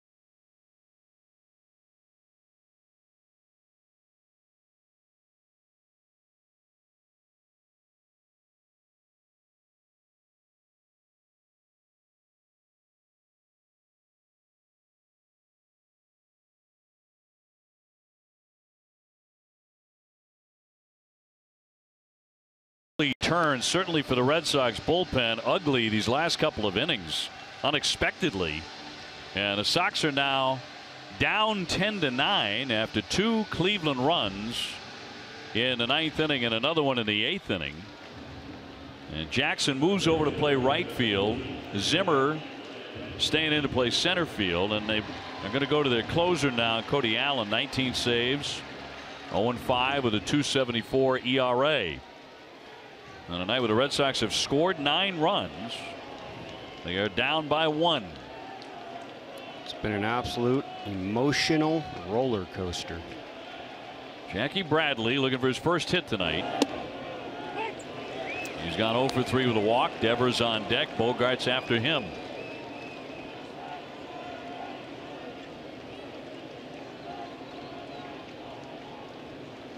And a 1-strike pitch from Allen.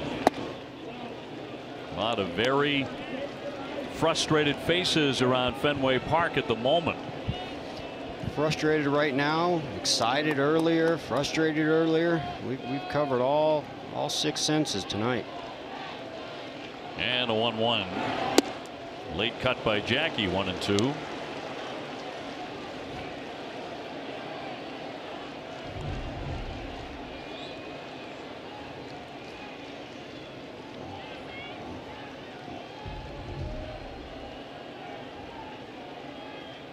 And Allen with a 1-2 pitch moves him back.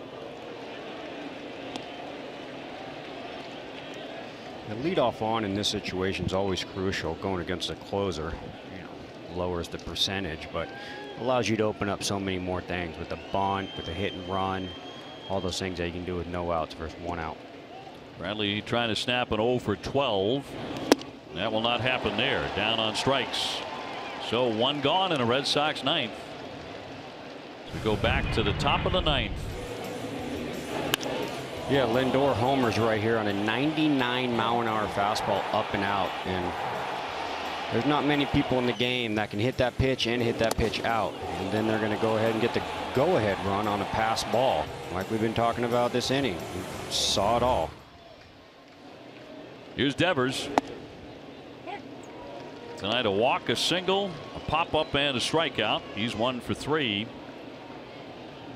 Red Sox came from behind from a 5-0 deficit, tied the game, fell behind 7-5, went in front 9-7. High chop on the infield. Urshela will just fire on, but he will not get him. Thought for a moment he was going to stick in his back pocket, but went for it anyway, and Devers went down for the single. So the Red Sox have a life. They do have the tying run aboard.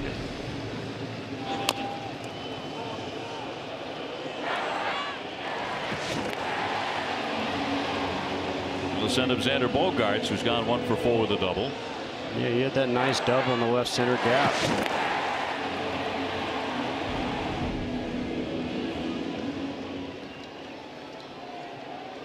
So a man on with a man out at the bottom of the 9th inning. 10-9 Cleveland.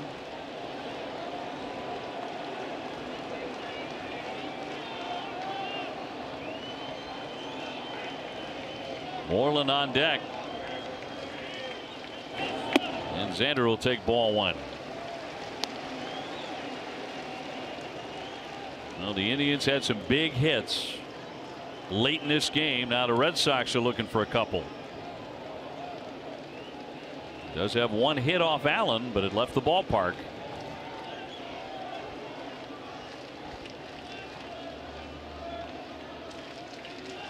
And a 1-0 in there for a strike. I'm kind of on the edge of my seat right here. I don't know what's going to happen. We've seen it all. Nothing should surprise you at this point. We've about got everything covered. 1 more run would be awesome.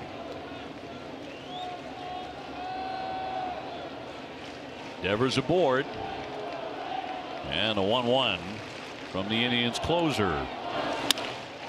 Fly ball into center field, but a routine play for Zimmer. And there are 2 down. Go back to the 2nd inning for Mitch Moreland, who is striding up there now. That's when he ripped a 3-run homer. Yeah, that was it. And you really see him clear his hips, and that's what he had to do right there to get it down the line. And the parlay this, his next at bat, he shoots it down the other line to line. The homer right there, 393 feet. We can find a way to sneak one more run past. I'll tell you what, their bullpen is tapped. And that would be a big advantage for the Sox.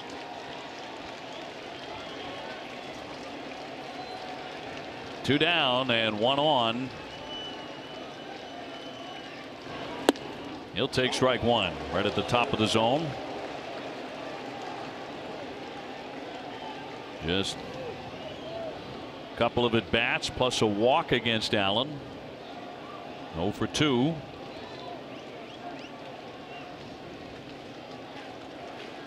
Christian Vasquez, one of the hottest Red Sox hitters, is on deck. He has 2 hits tonight. 0-2 on Moreland.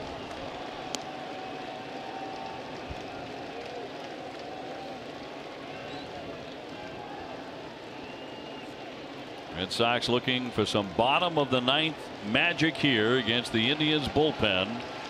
Cleveland has had some against the Sox bullpen, no question about that. Red Sox blowing a save chance tonight.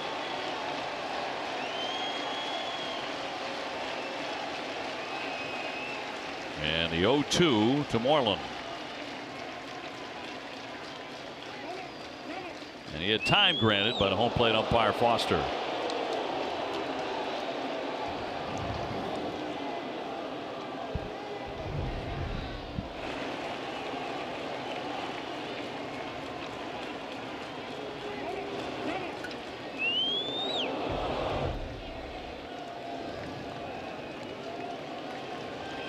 And 2 down. Let's see if he bounces one, puts it in the dirt, maybe. In scoring position. Yep, just got a piece of it.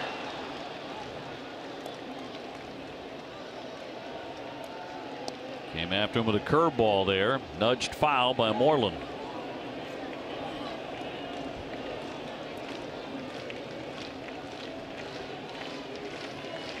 The tying run is aboard, but the Sox are down to their last strike.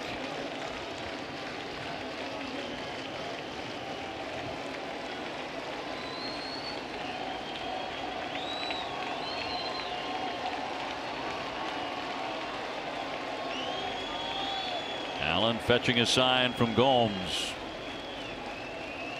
And the 2-strike pitch.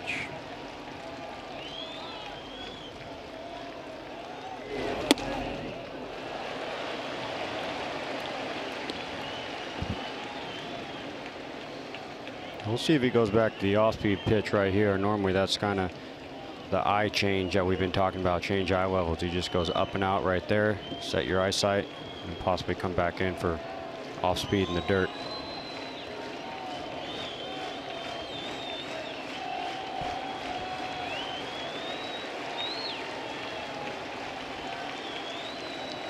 Allen with a 1-2. Hanging in there. 94 miles an hour, but flicked it foul.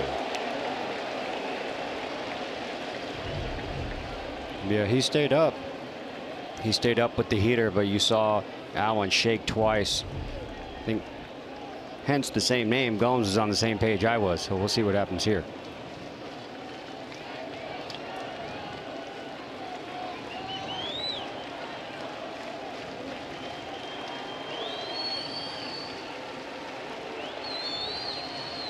And another 1-2 to Mitch Moreland. Fly down the left field line, but slicing foul as he continues to battle here with 2 down.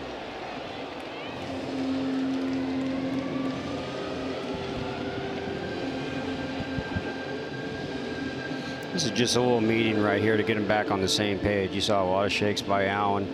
Gomes going through a lot of different signs, going through getting back on the same page, and obviously respecting Mitch's power. Don't want to make a mistake,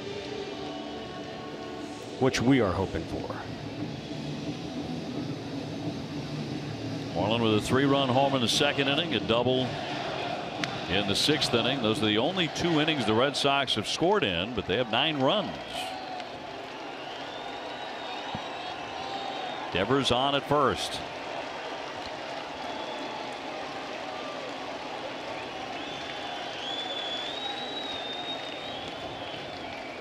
Another 1-2. Bounced it up there, but knocked down by Gomes. So no advance by Rafael Devers. Yeah, that's the one I was looking for in the dirt, and that was just a good block by Gomes.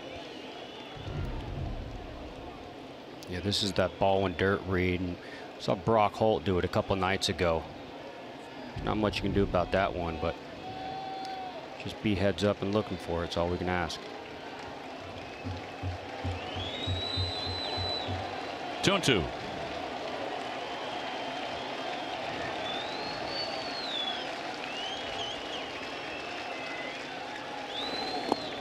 Check swing. It caroms away. He went, but it goes to the backstop. Here's the non-throw as he held onto it. Everybody safe despite the strikeout.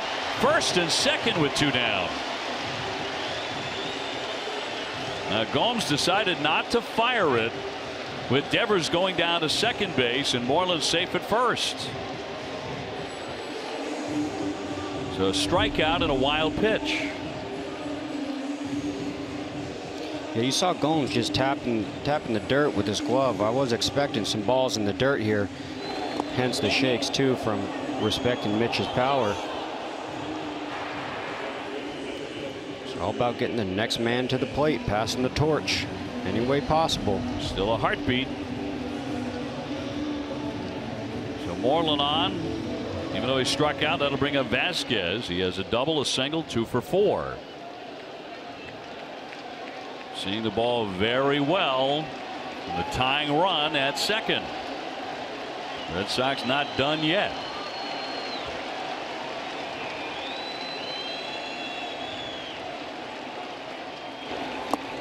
Another one into the dirt for ball 1.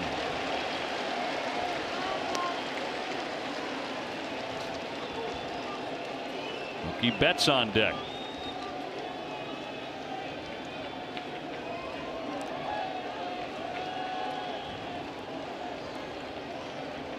Vasquez has been doing a good job. He's obviously been getting a bunch of hits, but he's just been taking what's given to him. We've seen some balls driven to right, some balls driven to center, just taking what's given to him. He's 10 for his last 20.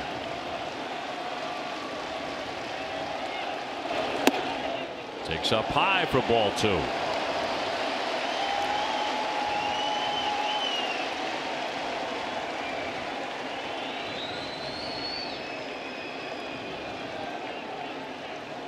Two away. Devers at second. Moreland at first. Bottom of the 9th. Red Sox still clinging to a hope of victory.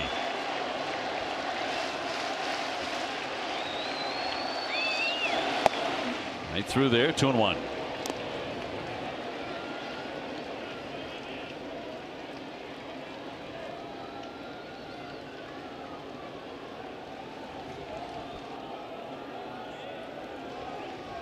Indians scored 3 times over the 8th and 9th to take the lead.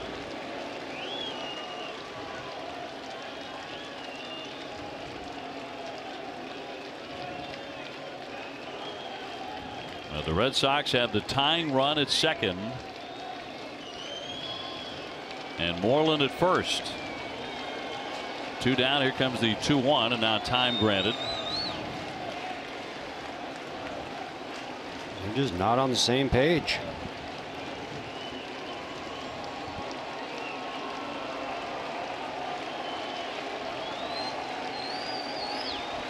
Allen's 2-1. Right past everyone at the backstop. Runners move up to second and third. Hold the phone. Another pass ball, maybe. It'll be a wild pitch. There've been 2 of those in the inning. Second and third.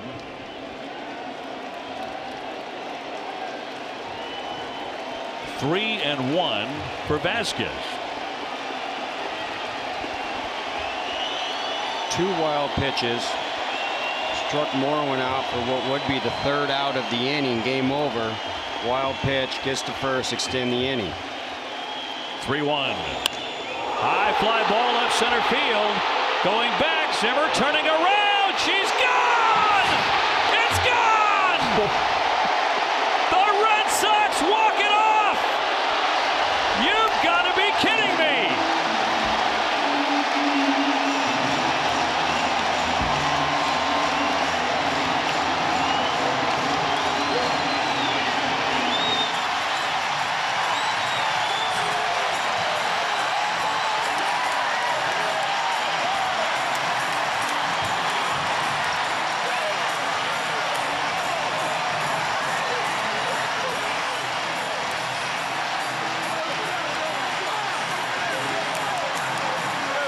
The win of the year for the Boston Red Sox. Second place ain't even close. Is there a better way to get back into first place in August? Christian Vasquez with a bomb, a 3-run walk-off, and the Red Sox win the game. Look at this swing right here. Talk about not trying to do so much, but he knew he was in the driver's seat in a 3-1 count, elevating the ball. He obviously didn't have the feel for it and knew he was going to throw him a heater. Got a great pitch. Dead center home run. And he knew it. He absolutely knew it at the crack of the bat. His third hit of the game. First walk-off home run of his career. And the Red Sox are back in first.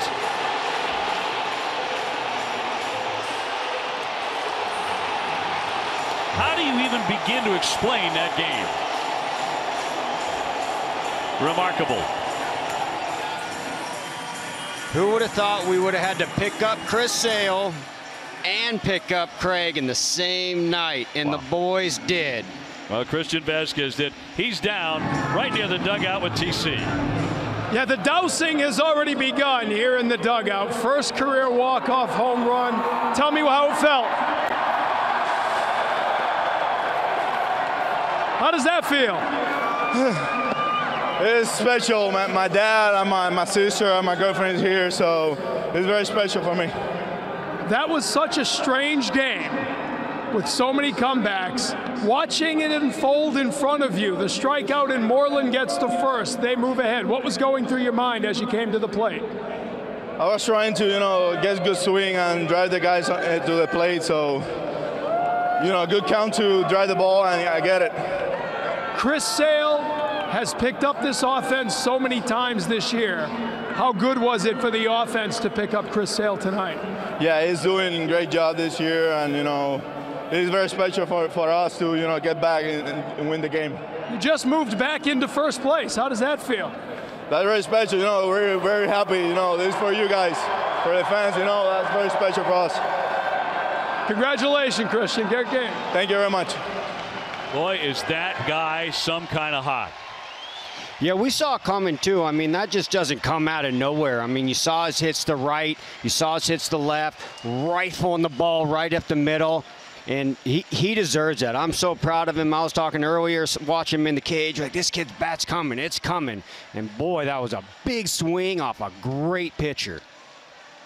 So the Red Sox get down 5-0. They rally to tie 5-5. They fall behind 7-5. They go up 9-5. They fell behind 10-9. And they win it 12-10 on a walk-off home run in the bottom of the 9th inning by Christian Vasquez. And that's just the beginning of trying to explain this game. That's it right there. We can talk about the pass balls. We can talk about the Craig catches. We can talk about the base clearing double, the bases loaded, no outs. Wow. You name it. Adam, that was a whole lot of fun and a great way to begin August.